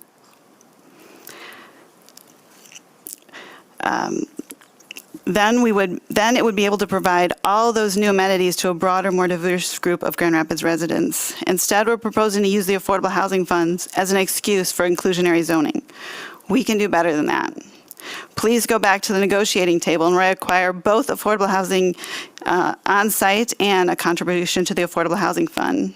These investors have deep roots in this community and deep pockets to draw from. Please don't settle for less than the affordable housing your constituents need from this project. Make this skyline-changing project something all Grand Rapids residents can benefit from, be proud of, and enjoy together. Demand more for the people you represent and the future we want to build together. Thank you.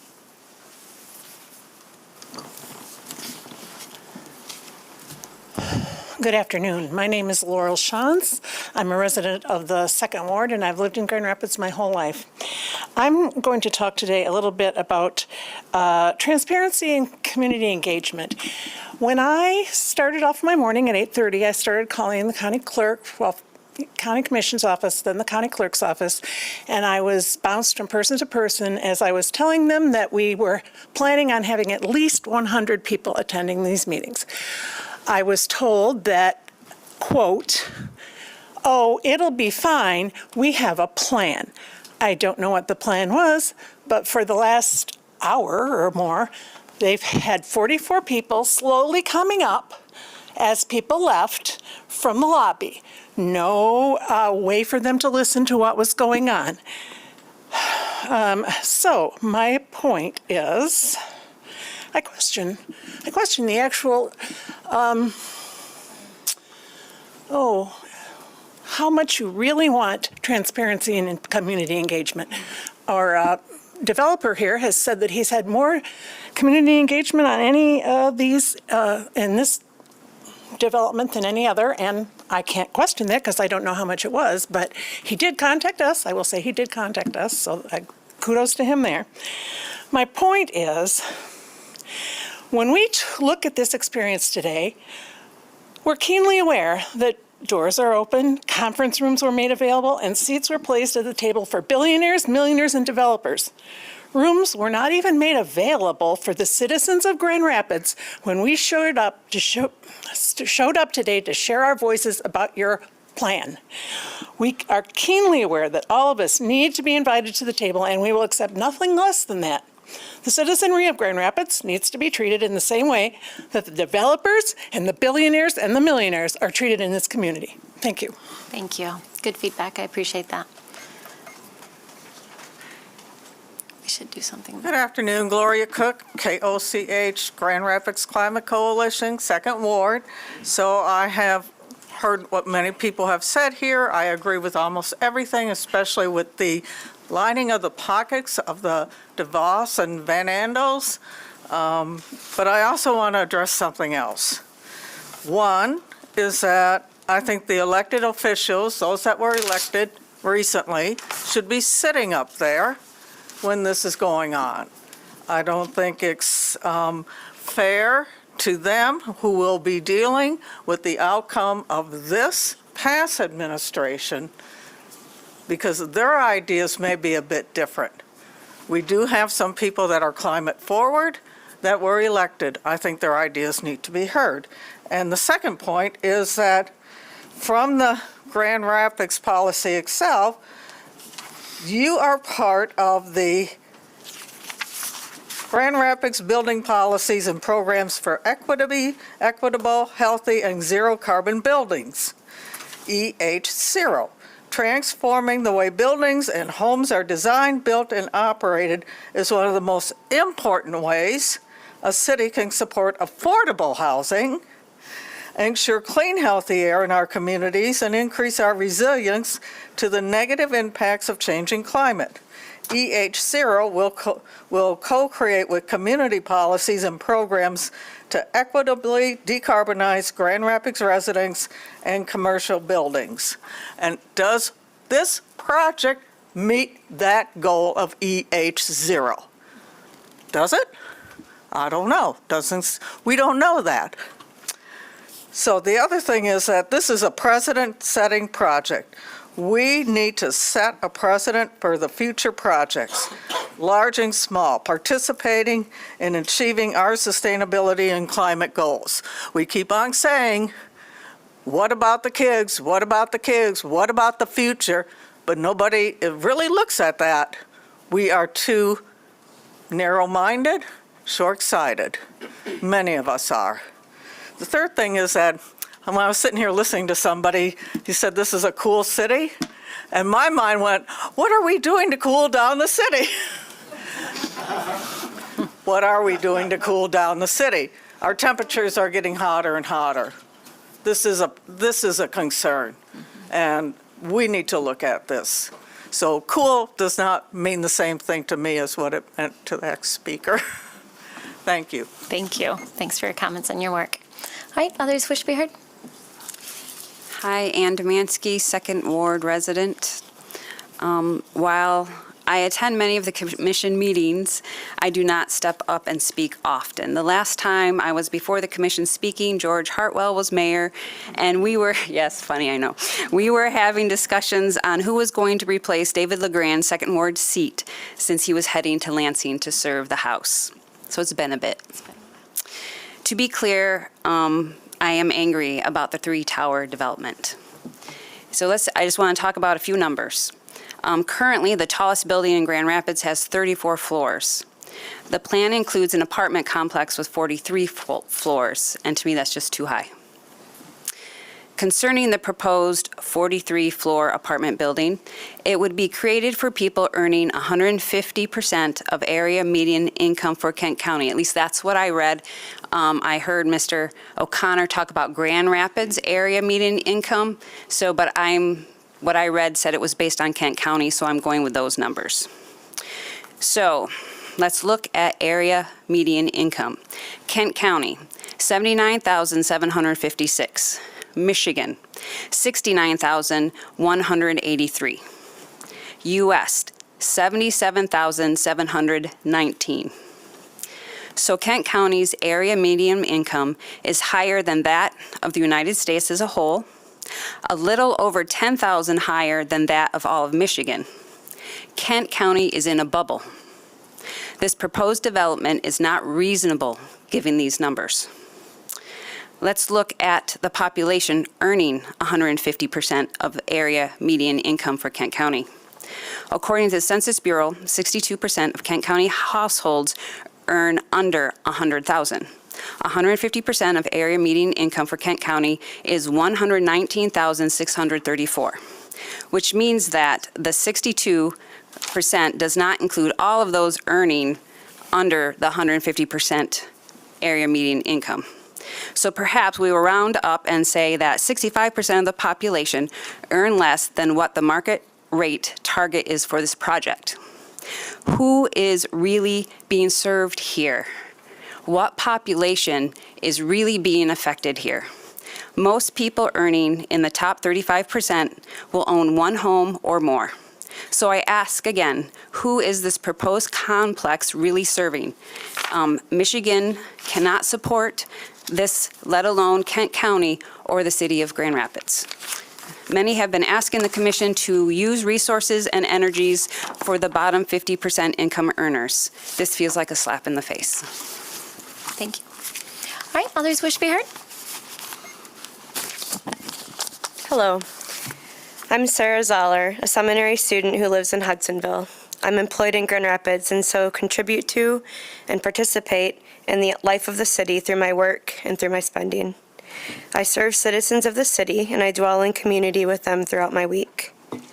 I'm pretty newly aware of this situation. I came here today invited because of an assignment I opted into for a class. I came to listen and observe a pastor's role and voice in a major social justice issue. I have listened. I listened downstairs outside the Calder to a young woman talk about having to live in an apartment with 2 other families in order to afford a roof over her head, still sometimes choosing between her rent and food. I listened to you give almost a full hour of time in this room at the start of the meeting to economic developers with, I assume, a vested monetary interest. Hold the floor while hardworking, impacted people use their paid time or unpaid time off to come make their voices heard. I didn't hear anything in that hour that bridged this development proposal to the young woman's real-life concerns.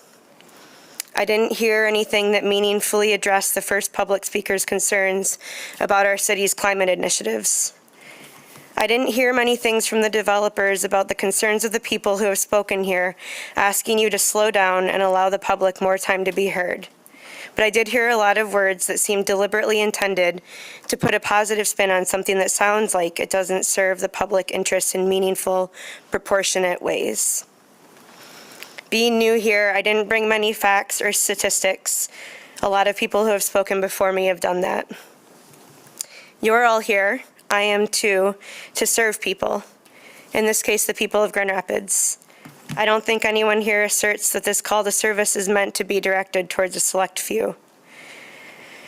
As I hear the conversation about where money is coming from, I also feel it is important to consider if this is true, that a dollar spent is a dollar spent, and where your choice lies is in where it goes and who it impacts. As a pastor in training, I'd like to give the remaining moments of my time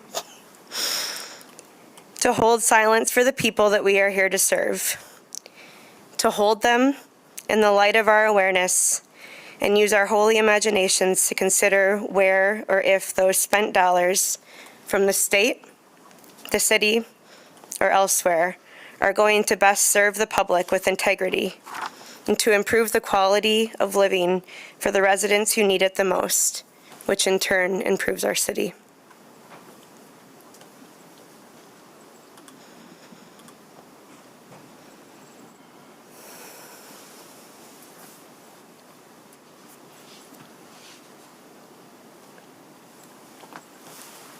Thank you for your time. Thank you. All right, others wish to be heard? Hi, welcome. Good afternoon. I'm Cindy Camp. I live in Ada, Michigan. I came today to learn and to listen. And one of the things that comes through loud and clear is that this project involves some risks. The developers have acknowledged that, and that's why they're seeking special funding. But I also hear that the people who are here, many of them, don't want their tax dollars to be gambled with. I do some adjunct teaching at Aquinas College, and I often ask my students, what's your most important civic duty? Most of them think it's voting, and I disagree. I think our most important civic duty is paying our taxes. Our taxes are the sidewalks that connect our homes to our neighbors. They're the books that our children check out of the libraries. They're the schoolrooms that they sit in. They pay your salaries. They keep the lights on in this building. Tax dollars are precious. And you have such a almost sacred duty to decide how these dollars are spent in this community. So I'm just asking that there be a lot of consideration of what's been said today, thoughtfulness about the people that this money will or won't impact. And I want to thank you for allowing public comment and for all of the discussion. Thank you. Thanks for your comments. All right, others wish to be heard? Mayor, Commission, thank you for the opportunity to speak. My name is Josh Lunger. I'm a resident of Grand Rapids, and I serve at the Grand Rapids Chamber. And I'm here to speak in support of the Transformational Brownfield Plan. One of the most exciting parts of this project is it's continuing the yes and approach that has allowed our community to continue to gain traction despite many of the challenges that communities across the state and country are facing. I think not every project can do everything, but we can continue and should continue to strive for the highest and best use of properties and finding ways to move forward community-wide. It's impossible, I think, to argue this proposal wouldn't accomplish the highest and best use of this property. We're talking about taking a surface parking lot that's close to the public and transforming it into retail, office, hotels, apartments, and condos on a difficult site that is a unique opportunity, but also faces, as was described, very unique challenges to its development. The news called it skyline changing, but it will also have a major positive benefit at the human scale level. It feels that it's a missing puzzle piece that supports projects up and down the river, as well as east and west going on around the city. We know that there's going to be strengthening our trails along the river, filling in dead space with vibrant mixed-use activity and creating more amenities for both current and future residents. I appreciate the focus on housing. That is a significant priority for the business community and for others. We know there's unmet demand for housing, and that is something that I think we all are trying to address. The project is adding a significant amount of market rate housing. I like to cite the W.E. Upjohn Institute's research into market rate development that shows not only in the long term does market rate development have an immediate or have support for the availability of even the most affordable housing in the community, it has an immediate impact. And so while we don't want to stop all the other great things that are happening, this investment in market rate development also helps. That being said, the support of the Affordable Housing Fund is also going to help, and we can use that funding in conjunction with other tools such as Brownfield Housing, Brownfield TIF, which the city was one of the first in the state to use, the Kent County Housing Revolving Loan Fund, and other tools that this commission and other leaders of government can bring to bear to stretch those dollars further and create more housing supply at all price points. Lastly, we spend a lot of time talking to small businesses across the cities, particularly the hospitality industry, restaurants, bar owners, breweries. It's been a tough time post-COVID. I know there's a lot of excitement for bringing more people to live downtown and create more consistency in the foot traffic because it will support those employers that have already been here a long time, want to continue to be part of our community. So we urge you to support, and I thank you for your consideration. Thank you, Mr. Lunger. All right, seeing no one else, I'm going to close this public hearing. That will be referred back to our committee of the whole. And then I'm going to open up our last opportunity for public comment. This is public comment on any other issue that you would like to be heard on. Again, the same rules apply. We ask that you come forward, that you share your name, the city that you live in, and you'll be given up to 3 minutes to speak.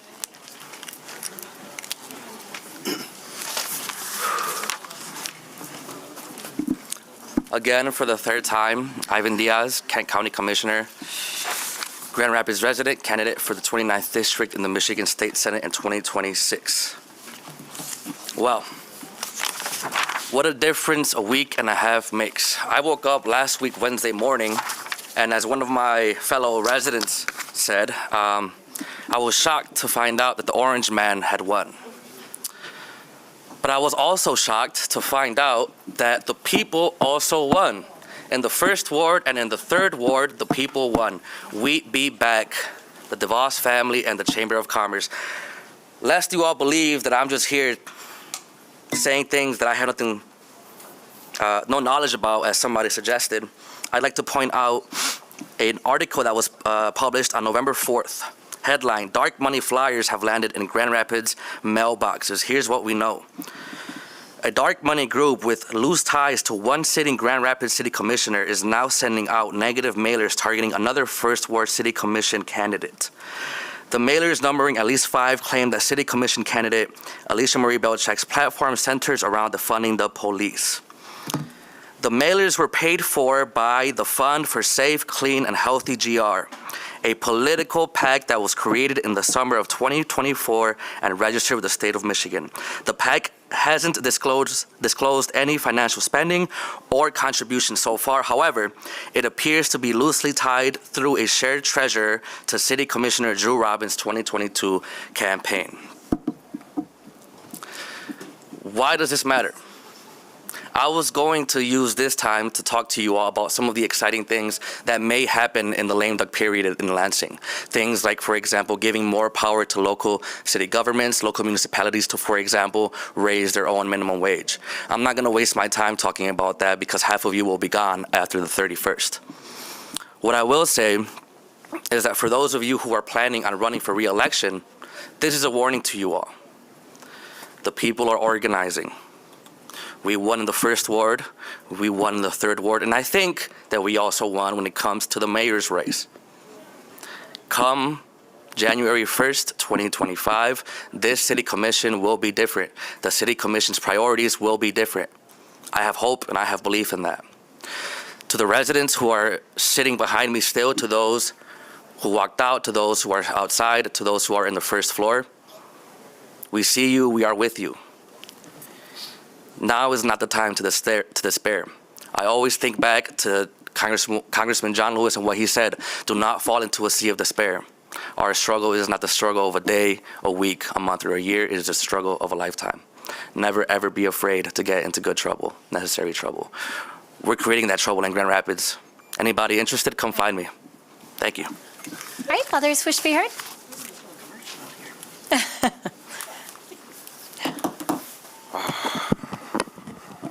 How you doing, everybody? Hi. I'm D. Jones, passionate entrepreneur and visionary, and I definitely hear the voices of the community. I'm gonna shift it a little bit because I just wanted to speak about me getting a $10,000 partnership with the city to reduce violence around our community. I heard somebody talking about youth, and I came here to speak about the youth. I've won that pitch competition. I've lost that pitch competition actually doing other people's programs, but I never lost pitch in my own program, so it actually feels good to get that dub again. So I'm really excited to be able to reduce violence in partnership with the Urban League and the school district, actually doing some innovative stuff. I was looking at the city values. I think y'all got 6 values, but 2 of them that I really like is innovation and equity. And I believe I'm going to bring innovation and equity with my partnership with the school district, being able to improve our school system, helping them build 6 esports labs, and being able to invest some of the funding that I got from the city back into our school district and to the students. So I am one of those passionate people that thinks about the future of our youth because as people speak about Kent County, this is still one of the worst cities for economic development for African Americans and people of color, and I'm going to continuously highlight that. I believe there are people that do care about our community, but let's not forget that there are people struggling while white people can continuously benefit off of America and just the backs of our people and the sand and speaking about different ethnicities, how they speak about Hispanic people. Hispanic people do the jobs that we don't want to. They sit in the factories for 12 hours because back at home, they don't have those opportunities, or Asian people or different ethnicities. They usually do the hard jobs that white people don't like to do. And white people usually have those luxurious jobs that eventually they'll be able to afford some of these housing and projects that people actually have here. So I don't have an issue with some of these projects. I just have an issue with people ignoring the problem and the struggle of people of color and the poor white communities too, because there are poor white people too that won't benefit from these things also. It's going to be specific individuals that benefit from these projects, and I want people to understand that America needs people and pioneers and leadership to step up. Don't expect government and politics to solve all of your problems. You have to step up and you have to do things on your own. I always say that government will give you a couple fingers, but they won't give you a full hand. And I know people understand that. I don't expect that warmth from that hand. I expect a couple fingers, because I know if I need to really be able to lock in, it comes down to myself. Nobody's going to come save me. I'm 30 years old, though. I know that. But luckily for me, I'm a visionary, I'm a pioneer, and I'm a leader. So I know that I can do things to improve my city, to improve my county, to improve my state, to improve the nation, to improve internationally, and eventually be a global business leader, because I know I'm going to do that one day. So I want to give a shout out to the CEO who actually made me vice president of this energy drink, because we're going to do cool things for the community in the school district. Thank you. Thank you, Mr. Jones.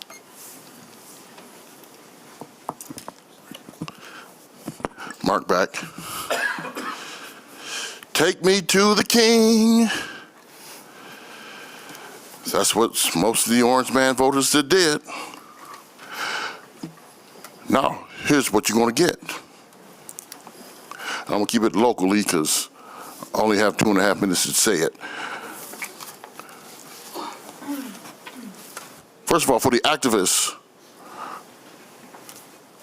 who came up here, who always come to City Hall and not here no more, protesting is going to be a whole lot different. GRPD is not going to see you. You're going to be met with active duty military and National Guard, and they're going to tell you how you like it, bullet or bayonet. So you better be careful, because that's what's going to come. For anybody who's here legally or legally, Tom Homan and Stephen Miller are going to raid your houses and round you up and deport you. If you refuse to be deported, they will kill you. That's what's going to happen.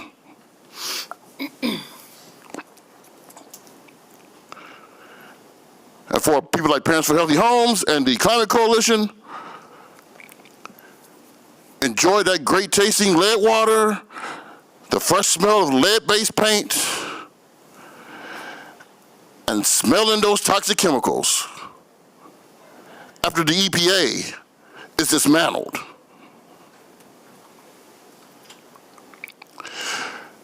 As for you, DeAndre Jones, I understand you're talking about the geek gaming and everything else. You go help them buy them consoles because of the said tariffs that I mentioned earlier.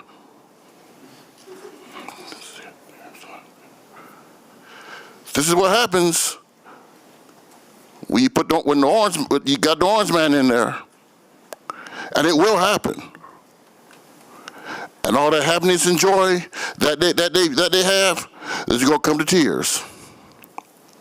So, don't come to me crying and complaining. Don't come to City Hall crying and complaining. Because in the words of Roland Martin, we tried to tell you. Thank you. Boycott Tesla. Thank you, Mark. All right, others wish to be heard? Commissioner Talon, welcome. Good afternoon, Mayor, Commissioners, City Manager. I came here to listen to the conversation about the project earlier and didn't intend to speak, but it occurred to me that it might be helpful for me to share a couple of observations based on having served 20 years as County Commissioner, 12 years on the Downtown Development Authority, 15 years on the Monroe North TIFA, and current Chair of the City's Affordable Housing Fund Board. And what I want to reflect on is a lot of, I'm sorry, did I identify myself? I did say it. I live at 30 College Southeast in the Second Ward.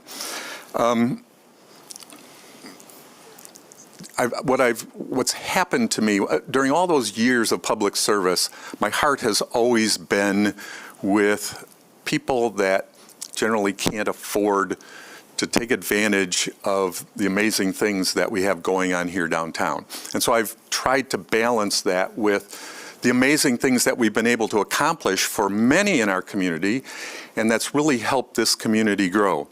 And during those years, what really strikes me about this project is the amount of public investment in a private development compared to what I've seen over those 20 years in public service and those years on the Downtown Development Authority, most of the large investments have been in public facilities.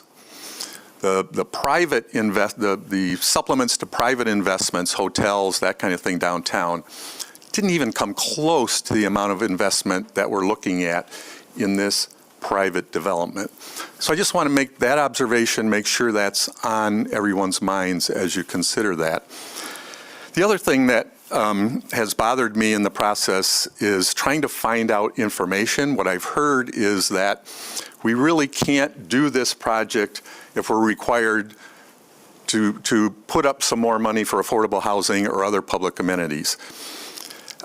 How do we know that? And, somewhere in the process, we'll see a pro forma, probably when it comes to the Planning Commission or something like that, but we don't have that now. So it feels to me a little bit like the cart is before the horse here. The public commission ought to be able to see what the financial plan is for this, what the revenue is, what the expected costs are, and we ought to have that more upfront in the process than I'm seeing now. So just those two thoughts as you consider this. I feel for where you're at and recognize and wish you the best as you make this decision. Thank you. Thank you. Always good to see you. All right, is there anyone else who wishes to be heard? Okay, I'm going to close that public comment period. I'm going to turn to my colleagues, and I will start down here with Commissioner Goy. Thank you, Mayor. I wasn't going to speak, but I think that I have to speak. I'm grateful for all the individuals who came here to share their concerns. I have said this oftentimes in some of my public comments that is what I appreciate so much about this great country, that people can speak and speak their mind and be listened to by their elected officials. I heard their concerns, and I appreciate their concerns, and I'm sure that every one of us here at the dais has heard those concerns and will take those concerns seriously. What I didn't like is the derogatory remarks made towards two families in this city that has done an amazing amount of philanthropy for this city. We may not agree with them and all these kinds of things, but to call them some of the things that when they were called here, I thought was despicable. And that hurts me because that's not who we are. We're much better than that. I'm also disappointed in the county commissioner talking about things that I don't think he knows anything about. Yeah, I didn't get elected. But he can't blame that on the fact that I'm part of that, what he calls the establishment. He didn't know. He didn't know who my supporters were. He didn't know who donated to my campaign. I lost because Mr. Kilgore got more votes. So for elected officials to make those kinds of statements in public, I am deeply sorry. And I'll remember that in 2026 when I have to vote for him, or I have an opportunity to vote for him, because those kinds of leaders are not needed in this community. Everyone in this dais, I have learned to respect and grow to respect them.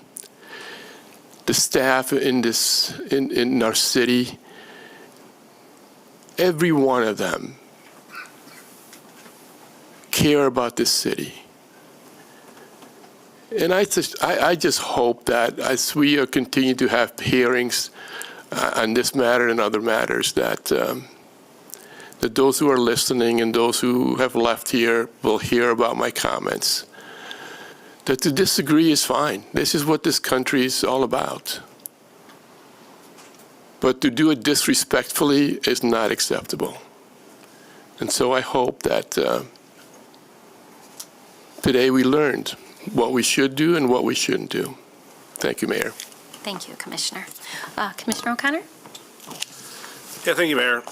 And do appreciate everyone coming out today, including the public as well as the presenters regarding this proposed project. And, it's interesting looking at the variety of things that we've done in this city, both supporting large-scale economic development projects to things like establishing the Affordable Housing Fund and working, from the bottom up, trying to figure out ways to create more housing solutions in our community. And it's, again, I think in the 9 years I've had the opportunity to serve, the housing's been the thing I've talked about the most, and I think I'm the most proud of. And certainly, have we solved the problem? No, but do I think we've moved the needle in a variety of directions that are other communities see us as leaders in trying to be creative in making solutions that help people? Because that's, at the end of the day, that's I think why we all do this, is because we care about people and want to solve the problems to the best of our ability.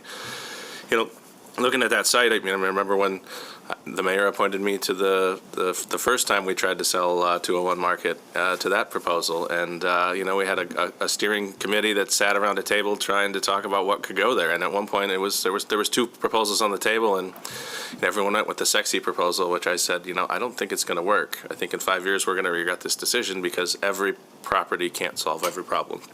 And I always am a believer in you got to do the most amount of good when you can, and it may not address the need of certain demographics of people at that point in time, but if it creates other positive outcomes, which I think my messy math I think tells me it does. It's creating zero income tax revenue to the city at this point in time, and if I can figure out how to get $3 more million for this next commission to be able to leverage in various capacities, that's important.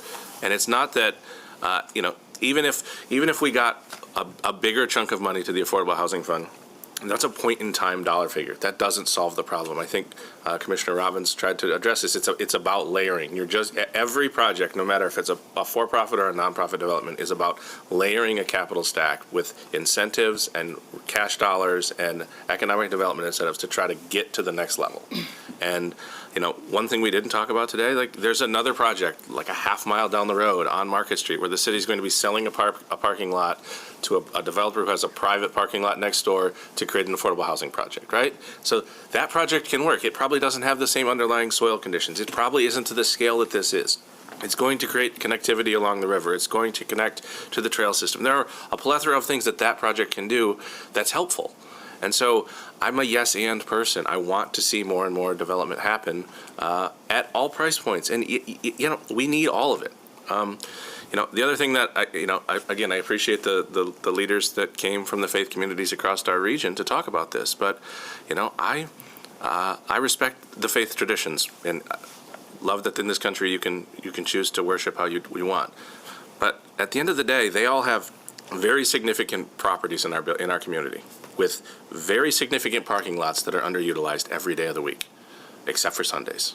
And so if we're talking about housing opportunities, I would venture to guess that there's some surface parking lots that are woefully underutilized in our community that could be easily redeveloped into housing opportunities if those religious institutions chose to take that on. They also don't pay property taxes.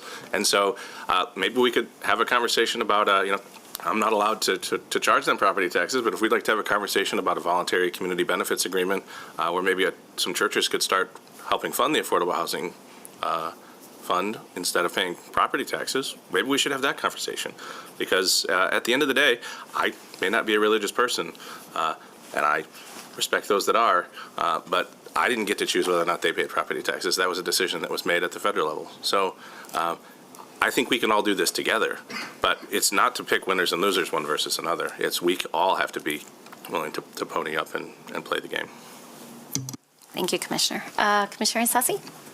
Thank you, Mayor.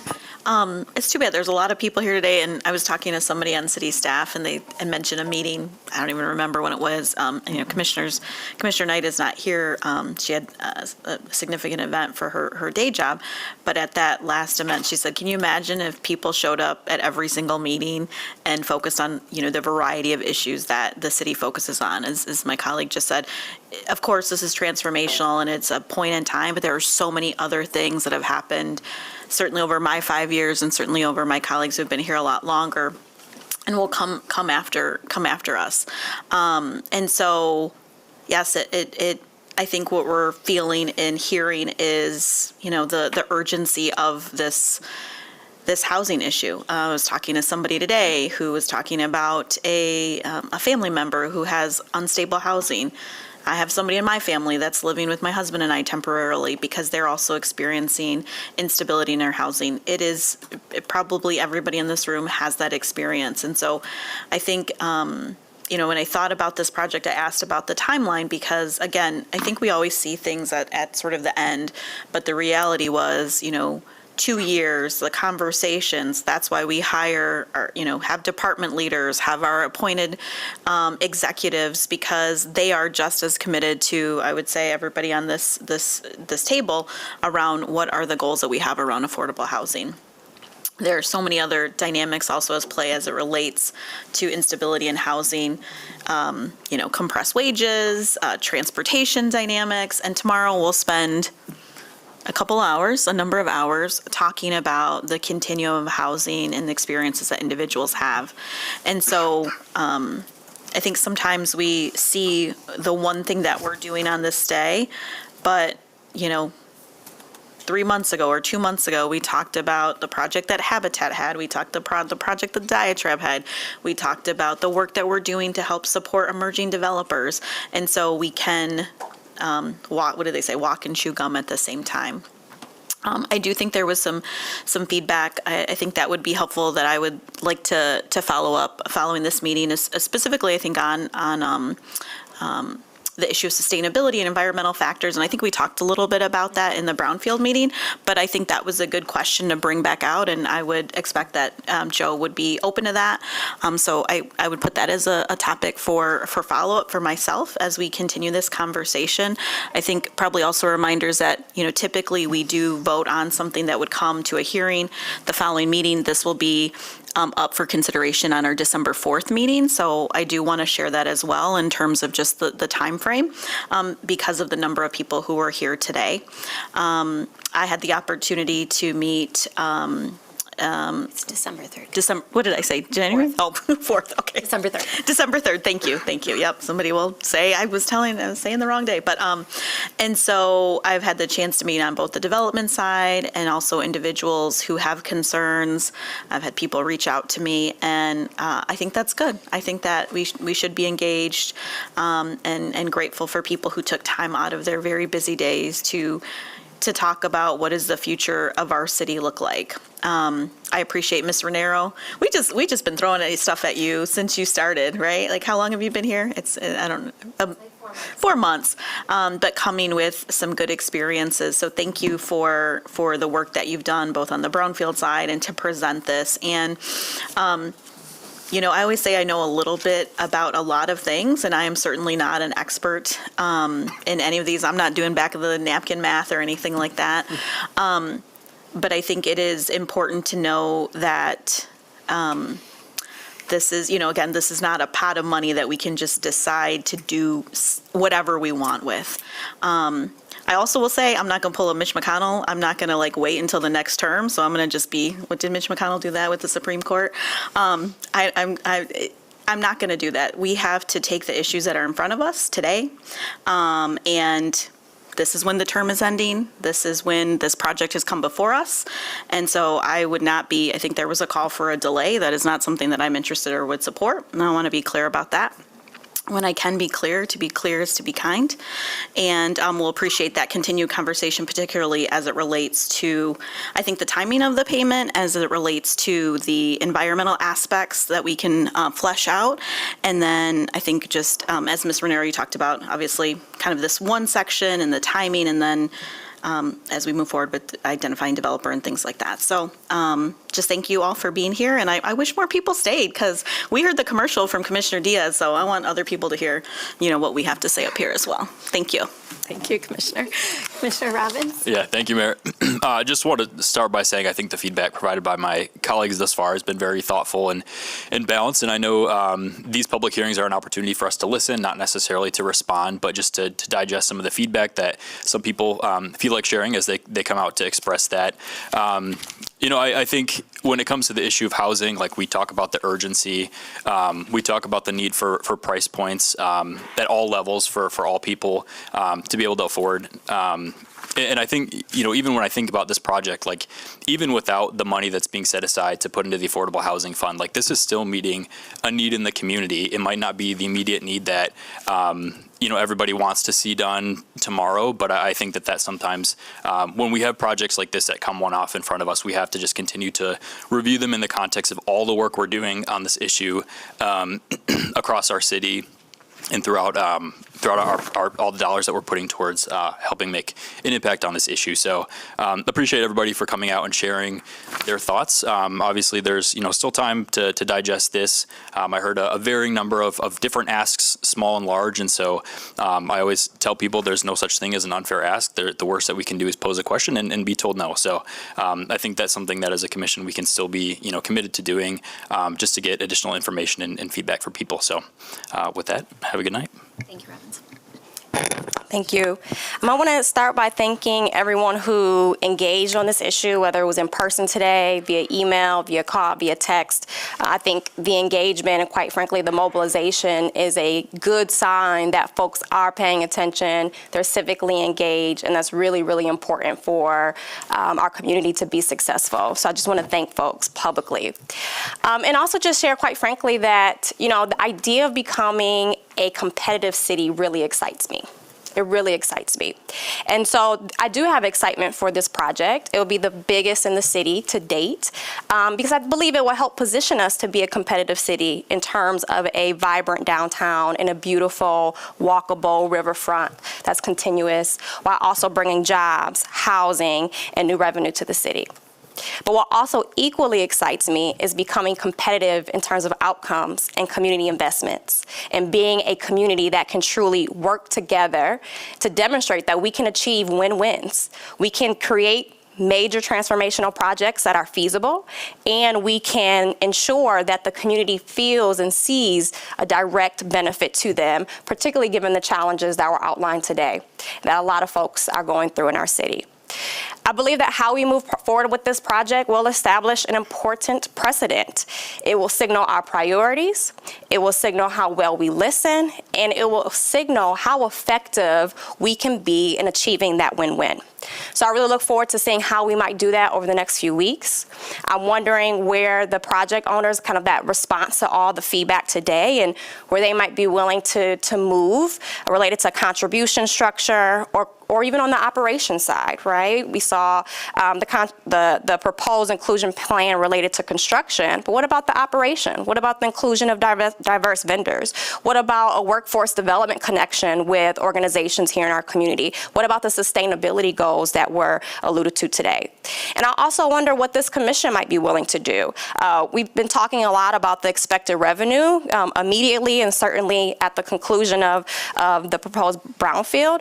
Are we willing to earmark some of those expected dollars to be tied to investments in affordable housing? I certainly will be. So I think, again, our challenge is how do we find a win-win? How do we ensure that we can support large transformational projects that truly do contribute and transform our community while also meaningfully investing in community and making sure we all can feel the benefits of projects like this and achieve a win-win? And I think we do that together. So I'm looking forward to how we might do that in the coming weeks before this comes to us again for a final vote in December. Thank you. Great. Thanks, Commissioner. Appreciate that. I will not repeat what was said. We're going on a 3-hour meeting, and I appreciate everyone's input and everyone who came today. I'm just going to touch on a few things as we close. One, I'm going to say again publicly how much I appreciate our city clerk and all of our election workers who did a stellar job last week running our city elections, even though I know we all have mixed feelings. Some people are happy about the outcomes and some people are not.